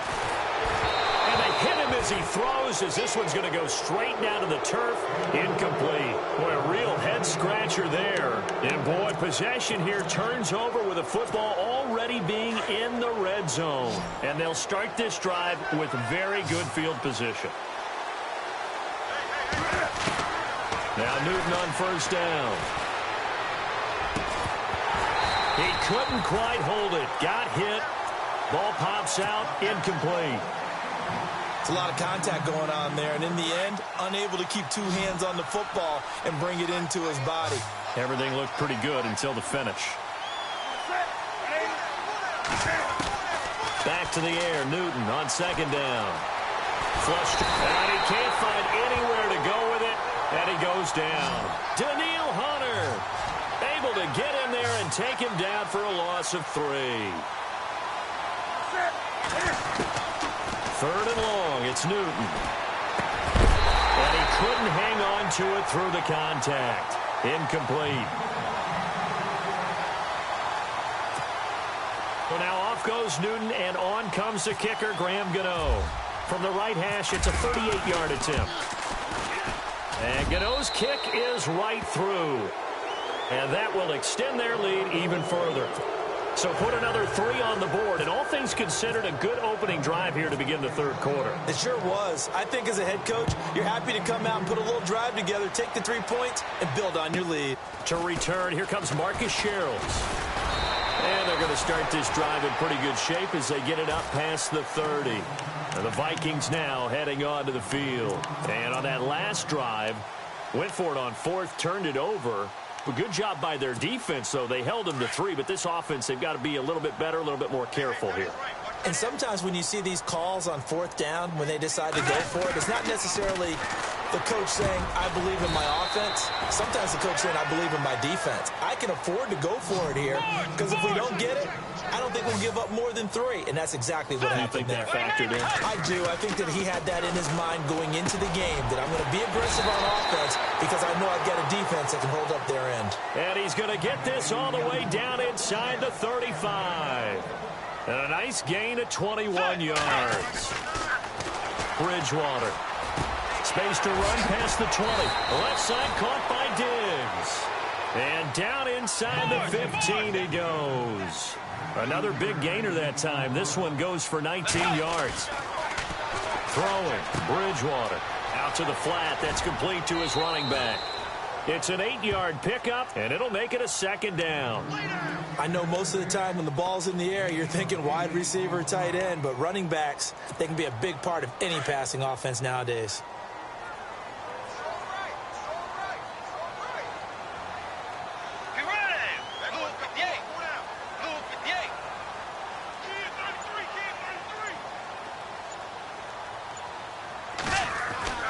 Bridgewater again. That's going to be caught at the 10-yard line. A 5-yard gain, and now they're set up 1st and goal. It's been all passing all the time on this drive. 5 for 5, and now 1st and goal. Feels like a case of until they stop us, we might as well keep running the offense that we like to run. Don't change up and do something different just because you think you need to. That is caught at the 7-yard line. That's going to go as a loss of 4, and it'll be 2nd down. Really good defensive effort. They were all over that little swing pass out to the right side before lost yardage.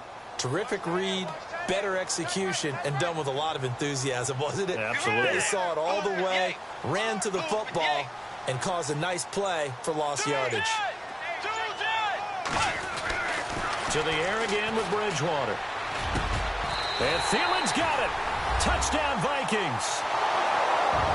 Adam Thielen, a 5-yard touchdown. And the Vikings are able to close the gap just a bit. That's the score you felt they had to have here in the 3rd quarter to get back in this game. And you know that there was an emphasis on their side. Hey, we know this. We know where we are. But sometimes that binds you up so much that you try too hard, you don't get the score. A perfect combination of urgency, yet relaxed enough to get it done. Fielded about a yard deep. And this return net's positive as he gets past the 25 and up to the 27-yard line. Carolina getting set to take the field. They had that first half lead, but they have been shut down here in this third quarter, so time to retool a bit. And probably need to tap into that emotional vein that gets them back to really playing hard and effectively. Because a lot of times we think it's just play calls. The Vikings after him, and they get there for the sack. Everson Griffin in there to make the sack. He buries him for a loss of 10. On second down, here's Newton. And the hit jarred it loose. It's incomplete. And Charles, got to like what this defense has been able to do these last couple of plays. Yeah, they get the sack on first down, then they force the incomplete pass. Now they're just a play away from getting the football right back, but it's a big play. They've got to hold up. Throwing it on third and long. Newton. And he fires one that's intercepted. Picked off by Harrison Smith. That interception sets them up beautifully already in the red zone. And you can hear it all the way up here. Oski, everyone turned to block, find a spot, and now they're set up inside the red zone for their offense.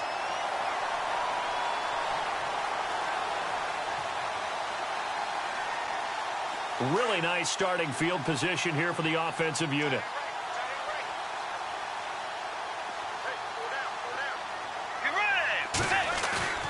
Following the interception, here's Bridgewater. And Thielen's got it. Touchdown, Vikings. Adam Thielen with now his second touchdown of this third quarter. And the Vikings capitalize on the short field as they take it in for 6.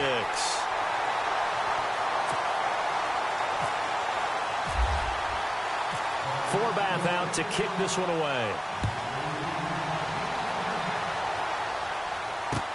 This fielded a few yards into the end zone. And all that worked, but he stopped where he ultimately would have been, and he's simply taken a knee, and that's the 25-yard line. Carolina getting set to take the field. And following the interception, just any interception, are you a little bit more cautious when you start that next drive, or no, you just throw that out the window?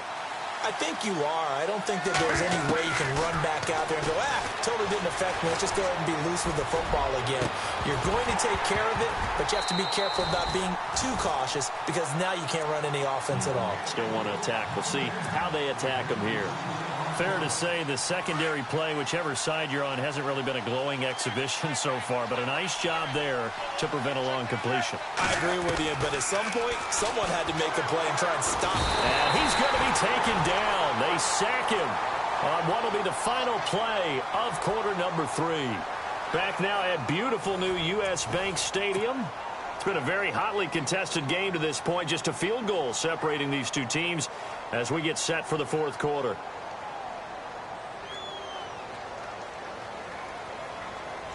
So now Cam leads the Panthers up following the sack. Carolina facing third and long.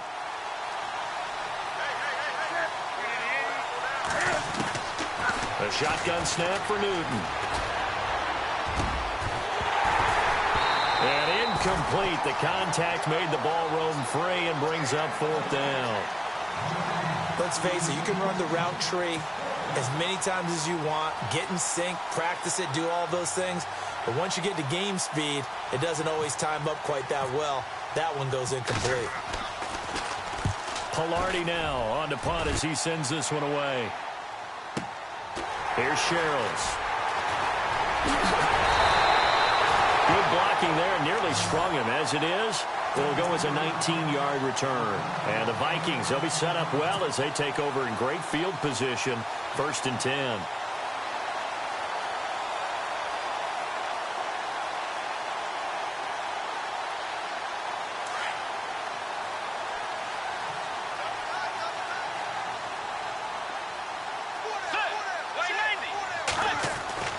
Bridgewater now looking to throw on first.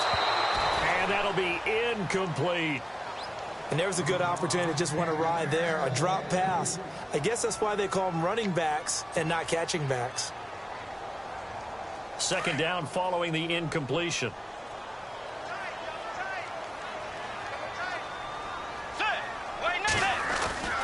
Throwing is Bridgewater. And he'll take it down shy of the 45 at the 46. That catch good for only a yard, and it'll be third down. I think it's okay there. They didn't get a whole lot on that play, but it's nice to have a safety valve that's built like this guy. Big target, guy you can spot pretty easily. Put it on him when your other targets aren't open. He's got his tight end on the corner route. It's complete. And he's going to be taken down, but not before reaching the 15-yard line. A big gain of 31 on third down.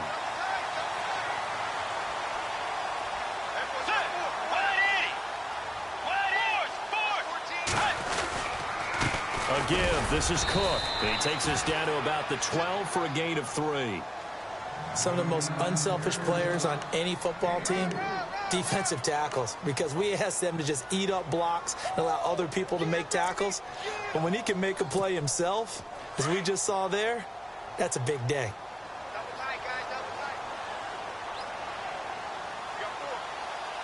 Let's go. Blue 58. Blue 58.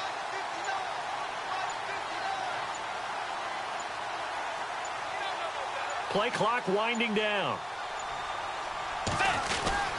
They run it again with Cook. And he'll be taken down at the 2-yard line.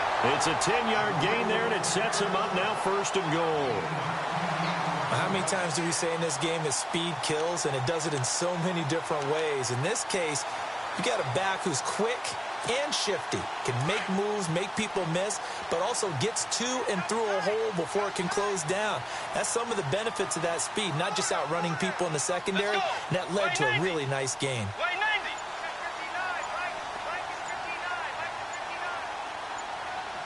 They'll need to get the play off quickly. They'll run for it with Cook. And he will take this one into the end zone for a Viking touchdown. A great play there. His second touchdown of the afternoon. And the Vikings have taken the lead here in the fourth quarter.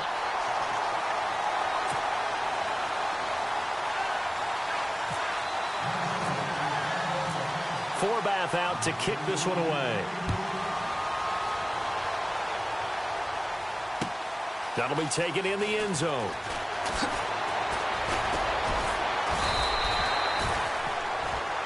Carolina getting set to take the field. And a tight game after punting last time. See if they can get something going on this drive. As they head to the field now, with the game this close, you've got to feel there's a sense of urgency for them going on offense right now. But they have to do it without letting panic creep in and affect their play. They start on the ground. This is Stewart on first. And he will lose yardage and be backed up to the 24. Time for a break. We'll come back for the electrifying conclusion after this.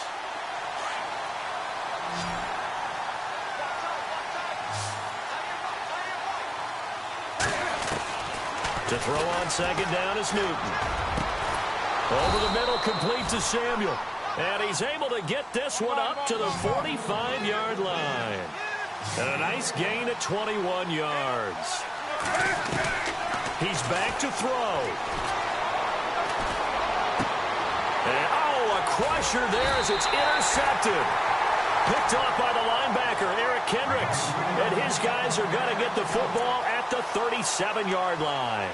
The Vikings offense now, they get ready to head back on the field. They have the lead, obviously, late in the game. I guess the good news for them is if for some reason they would make a mistake, a field goal does the opposition no good. Everyone loves to have a little bit of a cushion, and that helps you immeasurably. But the bottom line is, do all the things that you're taught in order to close out the game. Don't even let that become an issue. Yeah, but still a one-possession game. This one not fully over yet. 5 yards on the carry. Good pickup on first down. Good gain there on first down. It keeps them in a running situation probably. They did everything right on that play, didn't they? They got the leverage up front, good blocking, nice hole for him, ends up picking up nice yardage, stays in bounds to keep the clock rolling. They are in charge of this scenario right now. They want to stay that way. And not in any rush offensively.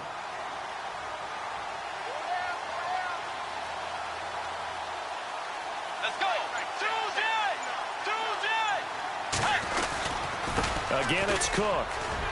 And he takes it past the 45 and down at the 46. And now we get a timeout called on the defensive side of the ball by the Panthers. It's just their first. They've got 2 more to use here in the final stages.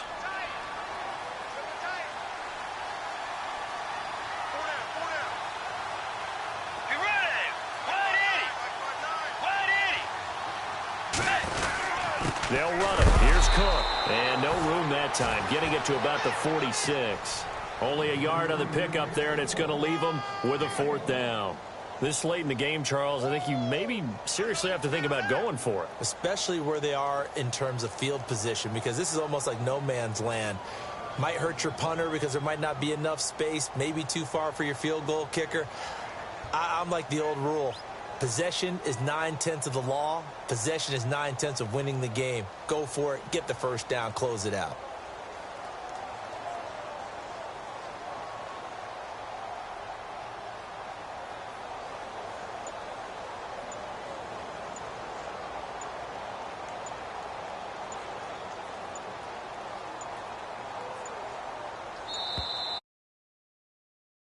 Out here. They're in no hurry to get a play off. And that'll set them back 5.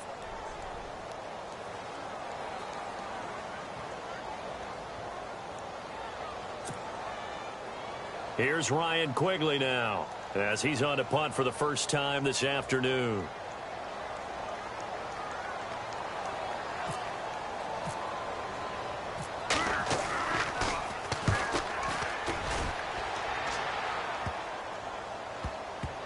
And good hustle here as this is going to be blown dead right at the 9-yard line.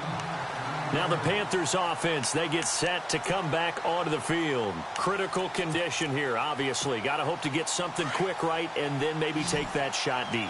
And once they do take the big shot, you've got to worry on defense. Of course, no one getting behind the defense and make it an easy throw. But now... And he goes down. It's a sack. They get him back at his own 3-yard line. So they'll quickly now signal for the timeout. And it's definitely not looking good, but at least they'll have one final play to hope for that miracle and get him in the end zone. Back to throw. He's going to let it fly. And running with power here. And, oh, a crusher there as it's intercepted. Picked off by the former first-rounder Trey Waynes. And he will be out of bounds here with zeros on the clock as this ball game is over. Well, we were on hand for a fun and entertaining game here, coming down really to that last play. Great job defensively to get the pick and seal it. And we know that every play during a game matters.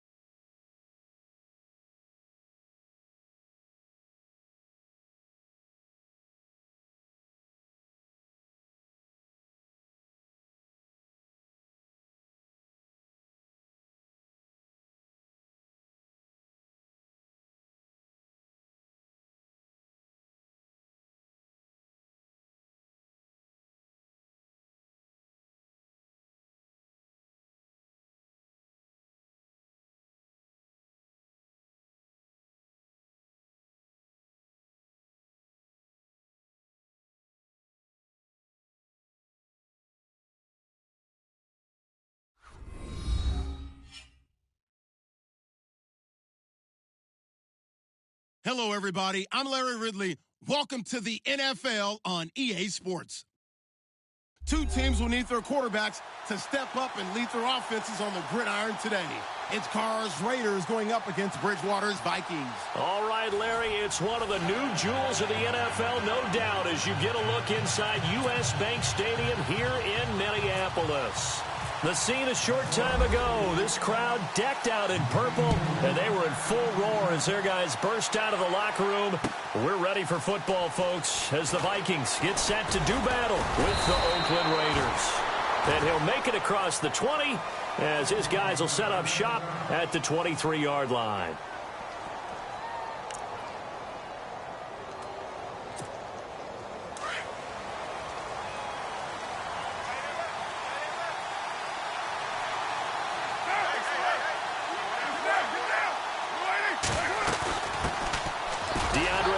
His first carry. And he will lose yardage on the play. Back at his own 19-yard line. It's a loss of 4 there, bringing up second down.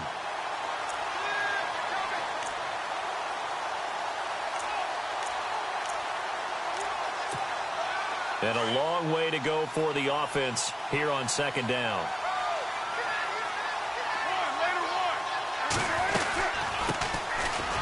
Carry, here's Marshawn Lynch. And he'll lose yardage here, back to the 15. That'll go as a loss of 5. And they're going to be staring at a 3rd and long here.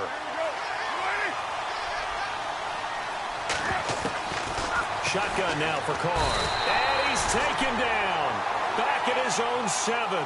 Everson Griffin with a big-time sack on 3rd down. And it'll be a loss of 7.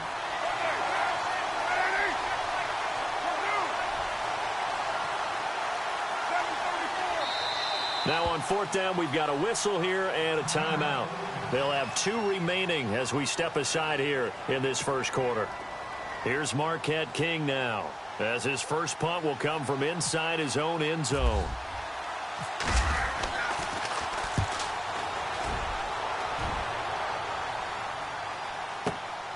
Sherrills to return it.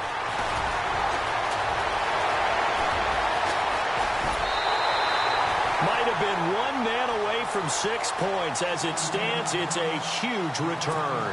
And this offense, they're going to have excellent field position. They take over with a 1st and 10 on the short side of the field. And a great spot to start this drive from here.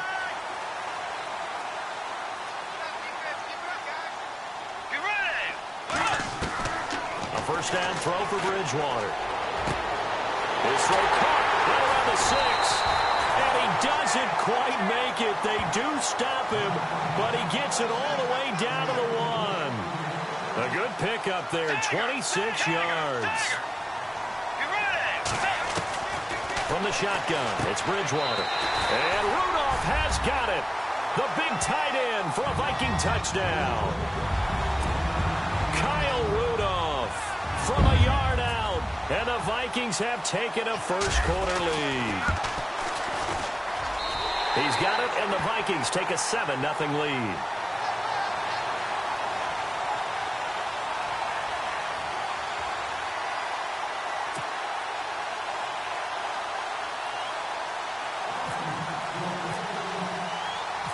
Forbath out to kick this one away. This is fielded a couple yards deep. And he'll be brought down at the 23, make it the 24-yard line. And now Oakland ready to take the field. And the last drive, their first drive, 3 and out. What changes here, if anything? I think it's making sure the guys that you trust the most with the ball, the biggest playmakers you have, that they touch it on this possession to try and get things moving. So get it to the horses. Without a doubt. They're the ones that typically end up in the end zone. Give him 5 on the carry there, and it'll be second down. They'll keep pounding here with Lynch. Give him a first down, 15 yards that time for the Raiders. Tremendous blocking by the interior of the offensive line. They didn't just gash him there. They blasted a gaping hole for him to gallop through. I think if he comes back to the huddle, he better be giving them a whole lot of credit and thanking them for that much space to rumble. And he's going to go out of bounds. He takes this one down shy of the 20. 34 yards there at a first down. Well, they came into this game saying it was important that they set the tone and show that they can run the football. I believe that they've done that here in the first quarter. First down, the run with Lynch. Trying to run inside, but nothing there. Officially no gain on the play, and it's second down. So nothing there, but maybe you blame that on the blocking. Yeah, at some point, you've got to win at the point of attack. And on that play, that was all the defense. They made it happen. Open space inside the 10. And he goes out of bounds inside the 10 at the 9. It's a nice pickup of 12 yards, and it gives him a first and goal.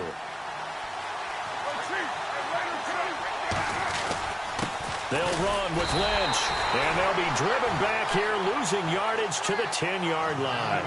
That's going to go as a loss of a yard, and it'll be second down. Well, that play was doomed right from the start.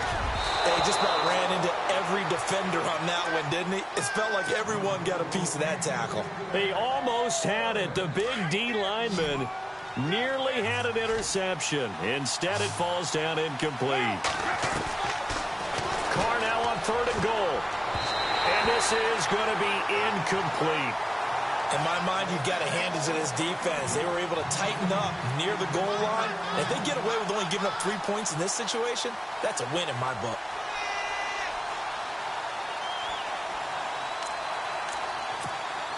The offense stays out there. A big challenge here from this far back, but they're going for it on fourth and goal.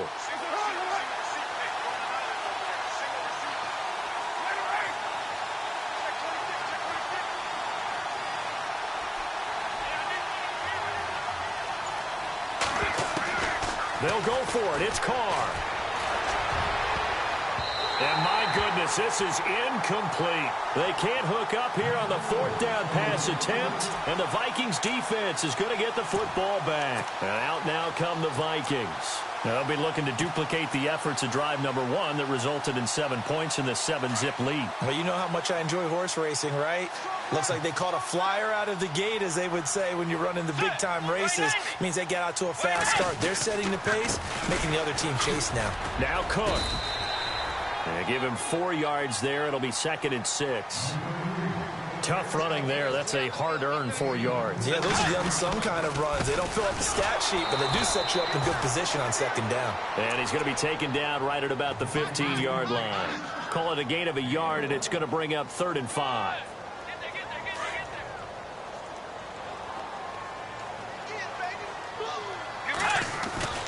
Bridgewater off the play fake to McKinnon. He finds McKinnon complete. And he's able to pick up the first down here before he goes down at the 26. A nice pickup there of 11 yards, and it'll move the sticks. First down and 10 now for the offensive group.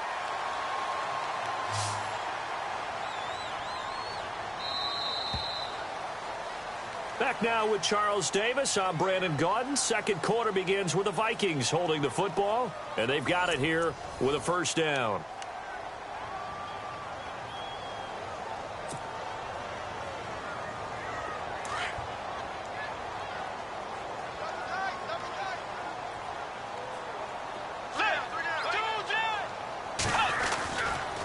Handoff comes to Cook. And some room to roam now. And he'll take this up near the 35, maybe the 34. A good run there on first down, and it'll leave them with a 2nd and 2. Some runs are blocked so well, you almost forget that someone has to carry the ball to gain the yardage. The leverage by the offensive line to create space up front, really well done.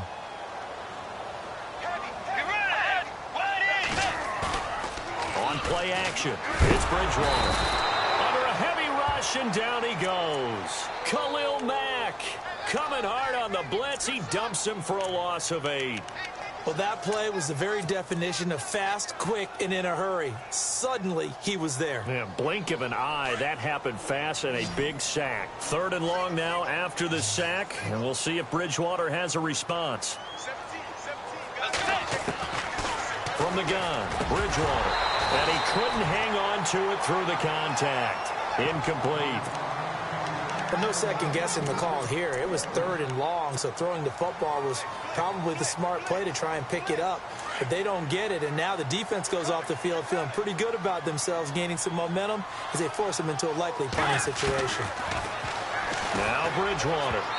And it is incomplete. A surprising move to go for it. Predictably, at least somewhat predictably, it doesn't pay off. And the Raiders with the football now in excellent field position. Carr gives to Marshawn. And some room to maneuver. And they've got it in the red zone now, down at about the 19. 8 yards on the pickup, and now they'll have some options on 2nd and short. Again, they'll pound it with Lynch. And they'll get him down right around the 16. It'll be a gain of 2 on the play, but they'll remain a few inches short here with 3rd down looming. Pretty good job defensively. Thought he was going to get it, but they knew where that marker was, and they stopped him just. And he is in. Touchdown, Raiders. Marshawn Lynch, a 16-yard touchdown run. And the Raiders, they're within an extra point of tying this thing up. I know we don't talk about it enough, but the intelligence level of the guys up front blocking, the offensive linemen, maybe the smartest guys in football overall. Add in a little bit of athleticism and a whole lot of toughness, you've got a lot to deal with, don't you? That's why the guys in the backfield get them really nice Christmas gifts, right? If they're smart, they do. Now the Vikings offense works their way back onto the field. And last time this unit was out here, costly turnover, and then that turned into 6 points. They've got to make amends. And how many times have we sat in meetings with coaches and they use the term complementary football? Offense take care of the defense, defense take care of the offense. That didn't happen on the last possession. This is a chance for them to pick themselves back up and help their team. Yeah, we'll see if they can recoup and recover. It's a loss of a yard there, and now 2nd down. Khalil Mack's starting to get a really big-time reputation as a pass rusher, and rightly so. So explosive off the edge getting to the quarterback. But he doesn't neglect his run duties as well. How about that tackle right there? Such a package he has, able to play the run and the pass so well. Bridgewater now on 2nd down. Over the middle here to Rudolph. And he'll get it up near the 35, right at the 34 here. They'll wind up getting 10 back as that sets him up for 3rd down. On 3rd and 1, here's Bridgewater. Looking for his tight end Rudolph, and it's intercepted. Picked off by the safety, Reggie Nelson. And he takes this one back into the end zone, and the Raider defense delivers a score. Did I just see what I thought I saw? Did I just see what I thought? That had to be. Come on, say it for me. Say it for me. Who picked up that pass? The free safety. Oh, you got to have those great skills back there. Eyes, anticipation, great hands. And, of course, how about the fluid moves afterwards to take it all the way to the house? Sounds like you're watching your old game film up here in your head. Yeah, that's the dream I had of being that player. I just never was. The Vikings offense now heading out to take over. And they just had that pick 6. I guess the only positive maybe of them returning that for a touchdown. This offense right back out onto the field to try to make up for it. I like that because now it doesn't give them a chance to go to the bench and really settle. You know, to sit there and kind of seethe over the idea that they turned the ball over previously. Right back out there. It's almost like hopping right back on the bike after falling over. See if they can get the ball moving again. Yeah, we'll see if they can do it here. It's a gain of 11 yards that time, and it produces a new set of downs. Bridgewater to throw it. And it pops free. The collision there jarred the ball loose and brings up 2nd down. Well, not to get too overcritical there because he knows what he's doing, but his shoulders looked a little off kilter there when he threw that. I don't think you're being overly critical there. You're just analyzing it, and he gets those shoulders right. That pass will go from incomplete to complete. A 2nd down throw for Bridgewater. Incomplete. Right side to tight end Rudolph. And he's taken down, but not before he gets this into enemy territory across the 40. A very solid gain of 27. 2 minutes to go here in the first half. More from Minneapolis after this. And he'll find Thielen on the right side. And they do get him down, but not before he reaches the 4-yard line. A gain of 32 that time. There will always be a place for methodically marching the ball downfield. But when you can pick it up in big chunks and strike like that, have explosive plays, that's often the difference in winning and losing. Those types of plays that can knock a defense off balance, that'll drive a team towards a victory. It's caught in the end zone. Touchdown, Minnesota. Adam Thielen from 4 yards out. And the Vikings are an extra point away from tying this thing up. And we've got a good one brewing. We're all knotted up at 14.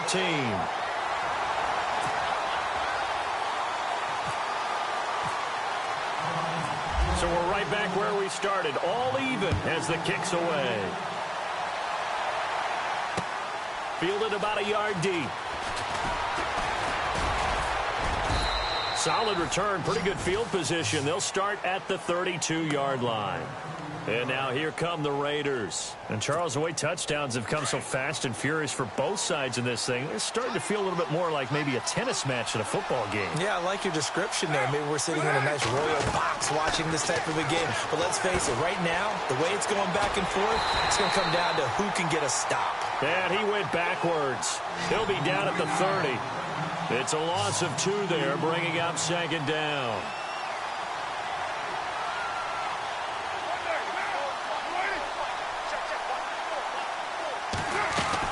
On second down, Washington. And an alley to run. And he'll work this one up to about the 38. That's what they needed. It's an 8-yard gain, and now 3rd and 4 suddenly doesn't look so bad. The Raiders on 3rd down, just 1 for 3 thus far. This is 3rd and 4. From the gun, it's Carr. And that is incomplete. Well, that was pretty nice to watch if you like a defense's perspective, because they understood where the first down line was as much as the offensive guys did. Did not give up any more ground, and when the ball was thrown, reacted really well and swatted it away. One of the advantages of zone defense, you never take your eyes off the quarterback, and when he reacts, you do exactly the same and go get the ball. Crabtree with it over the middle. Now hold everything here. We're going to get a timeout by the offense, as they'll stop it with 40 seconds remaining in this first half.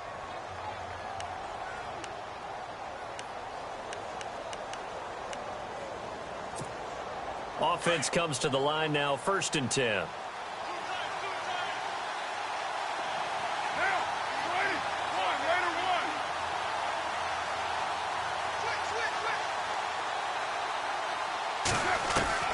Working from the gun, it's Carr. And it's hauled in by Jared Cook. A good pickup there at 22. And there's a completion to the tight end. And look at the size of these players nowadays. At that spot, 6'4", 6'5", and up.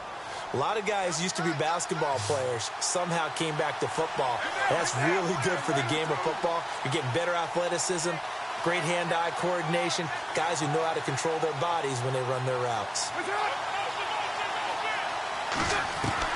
Carr now on 1st down. And no escaping this time as he'll go down. They got him for a sack. Anthony Barr coming hard on the blitz. He dumps him for a loss of 8. Now Carr throwing on 2nd down. Oh, the ball comes out on the hit, but they'll say it's incomplete. Crabtree the target on that one, and it's 3rd down. The pressure really ratcheting up. They get the sack on 1st down, then a near sack. They got to him there just as it was leaving his hand. Yeah, they might need to change their pass protection scheme a little bit. Maybe bring another guy into the backfield to help protect the quarterback, because that was awfully close. Halfback sent in motion.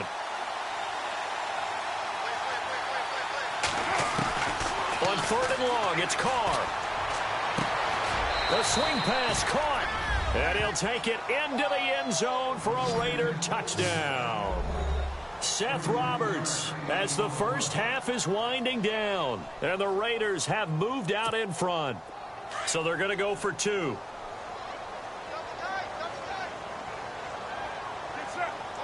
Now they send a running back in motion right. Here's Carr. And they're going to get the 2-point conversion. This one's caught. And it stretches their lead up to 8.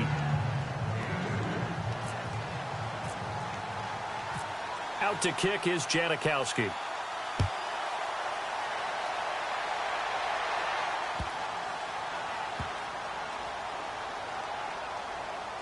This will be taken short. Now the Minnesota offense set to take over again. And with time quickly fading here in the second quarter, not sure how aggressively, offensively they want to play this. I think we'll find out just how much they trust their guys in this situation if they decide to take a shot. Bridgewater on first down.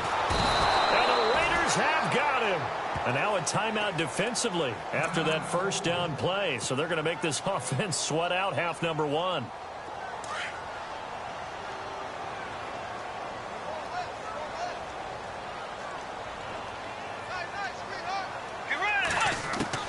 Second down, Bridgewater. Wide open receiver complete. A gain of 32 that time.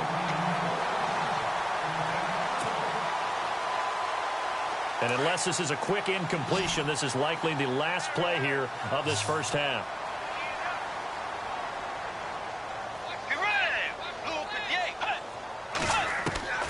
Final play of the half, Bridgewater. And he's going to go down. Couldn't get a throw off with the pressure. Maybe that was for the best, as that brings us to the end of this first half of play. Welcome back. Charles and I settled into the booth, ready for quarter number 3. So both teams have their marching orders, and we'll get going again here in quarter number 3. And that'll carry over the back line of the end zone for a touchback. Out come the Vikings. They'll have it first on offense as we begin the third. They're down here, but very much in this game. What's the tonality of a coach's talk when a game is within striking distance like this at intermission? Typically, what they're doing is emphasizing the things that went well in the first half and wanting more of that. Sure, you've got to go over some of the errors and clean up some things because there's a reason you're down.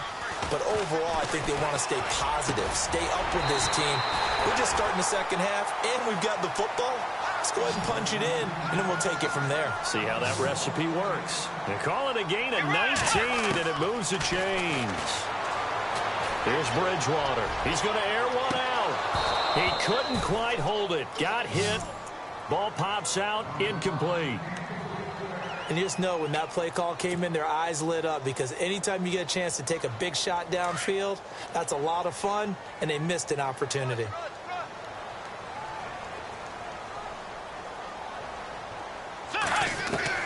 On second down, Bridgewater again. And incomplete there. A nice hit. Jars the ball free and brings up third down. Sometimes the coverage is so good, no matter what you're doing on offense, you just can't shake anyone free. They try their best to find someone open, but they took away every passing alley, every angle, and shut the play down. On third down, Bridgewater.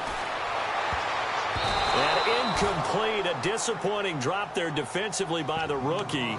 And now fourth down. Tremendous coverage there. Just did not catch the football and complete the interception. But what do they say all the time? If he had really good hands, he'd be playing offense.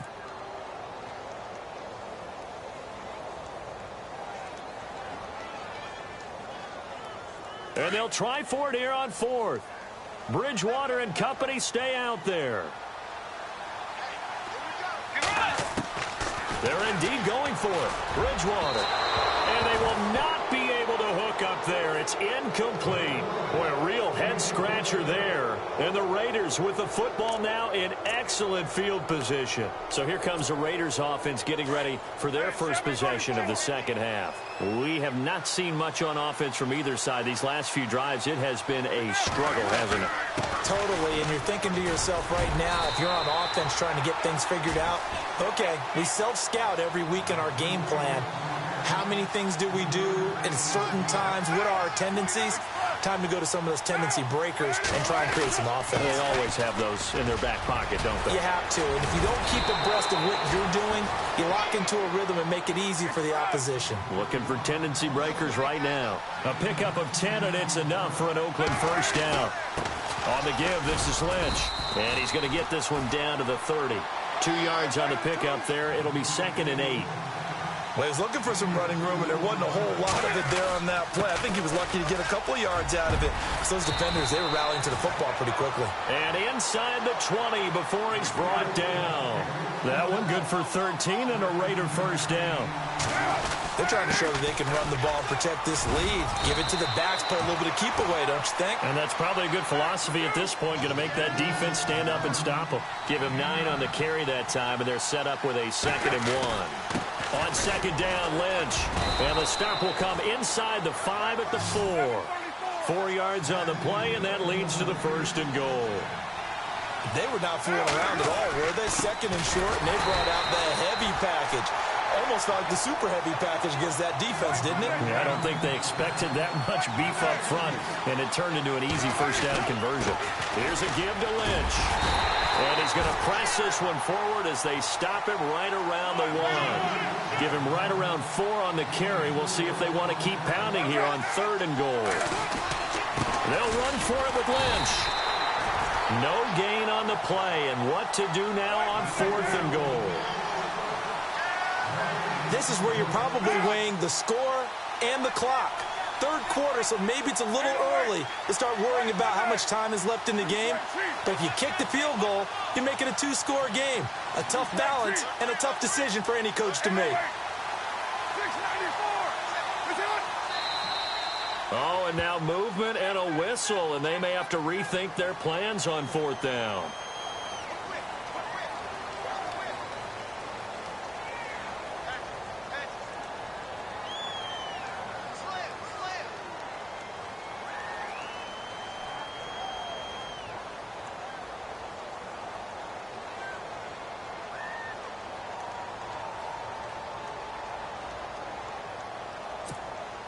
So on 4th down, off goes Carr, and on is Sebastian Janikowski. This is an easy one, 23-yarder. And the 39-year-old veteran puts it right through, and that will extend their lead even further. So the drive takes them inside the 10, but it ends with just 3. And a nice job defensively to rise up and make sure they didn't get in. And they will not get a chance to return this one as it's through the end zone for a touchback. Now the Vikings offense gets set to take over here. And last time we saw them go for it in kind of an unusual situation. It's not like it's a 4th quarter do or die. They went for it, didn't get it. We'll see how that affects them this go-around.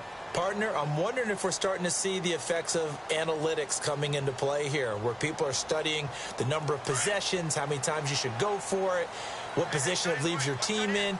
Maybe we're starting to see a little bit of that creeping into the NFL game. Yeah, I think we've seen it in other sports, maybe into the NFL now as well. And running room scarce here. He's going to be stopped in his tracks at the line of scrimmage.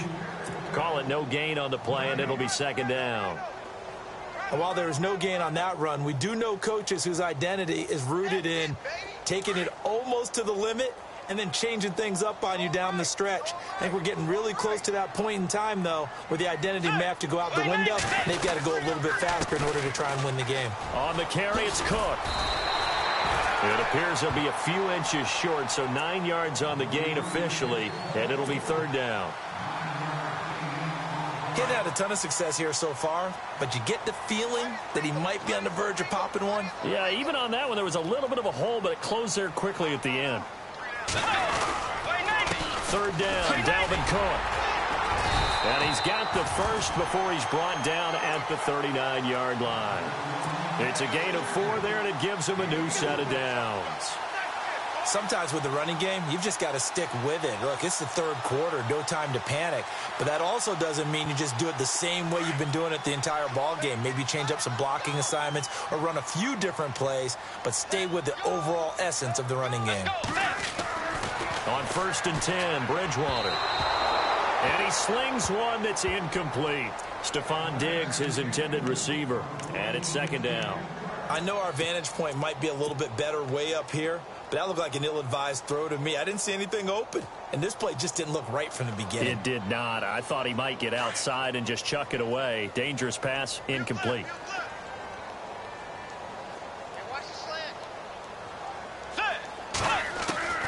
Throwing again, Bridgewater on 2nd and 10. He's got it complete to Stephon Diggs. And he'll be taken down, but not before he gets into enemy territory. It's a pickup of 16 there, and it'll lead to a new set of downs. Let's go. A first down throw for Bridgewater. Looking deep downfield.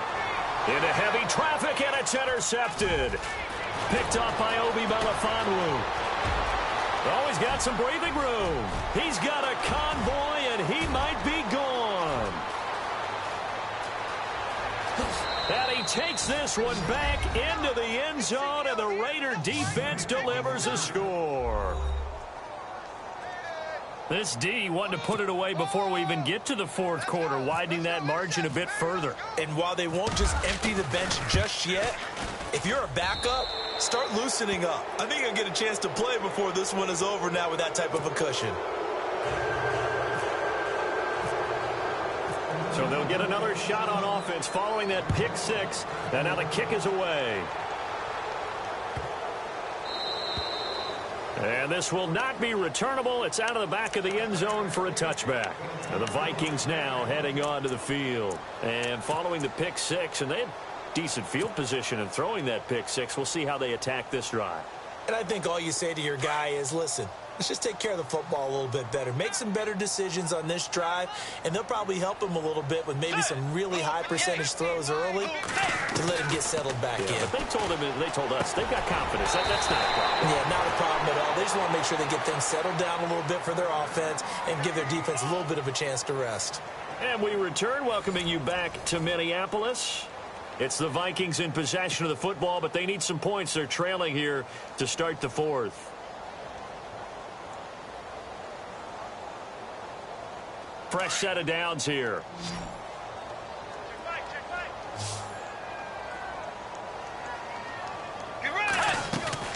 They go play action here on first down. He's got his man on the crossing route. And he's taken down, but not before he gets this into enemy territory across the 40. A good pickup there, 26 yards. So after that big gain, let's see what else the offense has up its sleeve.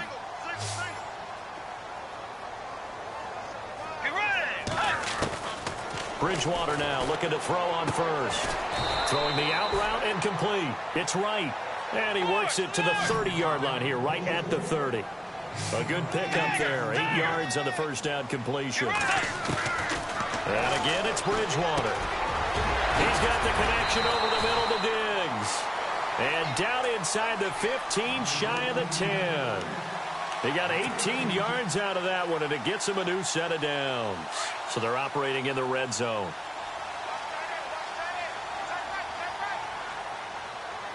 Let's go. First down, Bridgewater. Now they set up the screen. That's complete. And they'll lose yardage here. They go backwards to the 13-yard line. It'll be a loss of a yard, and it'll be 2nd and 11. Let's go. They'll throw again. Bridgewater. And a big turnover there as his guys will get the football back. Well, this defensive pressure has been constant all game long. The pass rush, the coverage, they've all been excellent, and now they'll tack on an interception here as this one continues to slip just further and further out of hand. They go with Washington to begin the drive. And he's brought down, but not before they get it across the 20-yard line. That one will go as a gain of 11. Raiders having a first down as well. And when do they start thinking about burning these timeouts? They've got all three still defensively. To me, you have to start right now. Here's the time, and that means you've got to stop them on defense, not give up the yardage, use your timeouts in order to get the ball back and try and score yourself. But now is the time to start using those timeouts. And keep in mind, it'll also stop the clock at the 2-minute warning. On first, here's Washington. And he will lose yardage here to the 31-yard line. That's going to go as a loss of 2, and it'll be 2nd down. Brandon, it's clearly a running situation when you're up in the fourth quarter. They're going to have to stack the box and make it difficult for them to move the ball. Made it very difficult right there. Now they need to repeat that effort. Yeah, bring 7, 8, 9, whatever it's going to take to slow them down. And there is Amari Cooper, his first catch. 10, and all the way in. Touchdown, Oakland. Amari Cooper, 69 yards, and the Raiders add 6 to their lead. They were still throwing with a comfortable lead here late, and now that lead even more comfortable. And your first thought is there bad blood that went into this one ahead of time, that maybe they're seeking some revenge or they just don't like them? But the other thing that always hits me is, are they worried about playoff positioning, right? Are they worried about, do you need enough points in case there's a tiebreaker that comes into play later?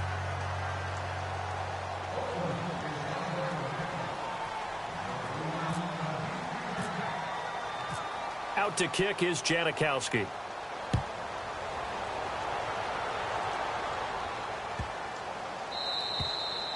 And this will be a touchback as that sails over the end line. The Vikings offense now, they get ready to head back on the field. They're down big here late. I don't know. You just one last drive here for pride?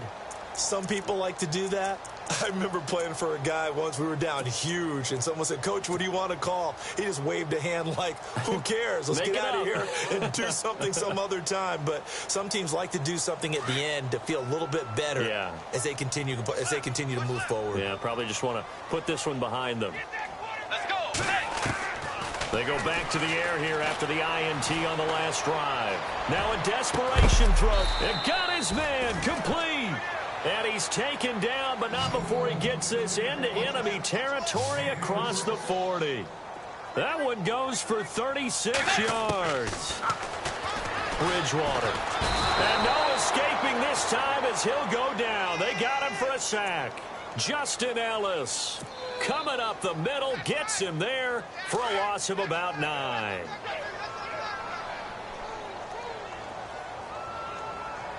Let's go. Bridgewater now on second down. It's complete to Diggs. And he'll go down here at the 35-yard line. A good pickup there, 13 yards as they get closer for third down. Bridgewater from the gun on third down. And the third down pass falls incomplete. That's a first down if he holds on, but you saw the contact, able to jar it free from him and force a fourth down. Great play defensively there, as you said, just to knock it free, because if he had caught that, pass the sticks, first down. All right, they're going to try and keep hope alive here on fourth down. They're going for it. Let's go. Got to try it here. He's back to throw. Got a man, it's right. And he gets this one all the way down inside the 15, just shy of the 10. It's a gain of 24 that time. And it'll be a Minnesota first down. To throw, Bridgewater. And he will score. Touchdown, Vikings. Stephon Diggs, an 11-yard touchdown. And the Vikings are able to cut into that deficit. And they will line up now for the two-point try.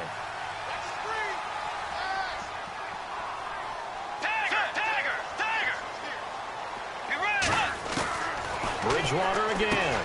And this is going to be intercepted.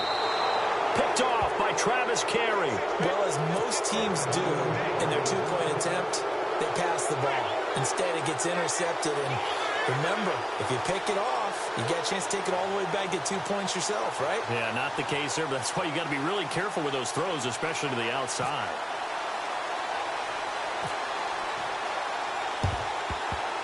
And it's the Raiders that'll come up with it. And that will put victory in sight for the Silver and Black.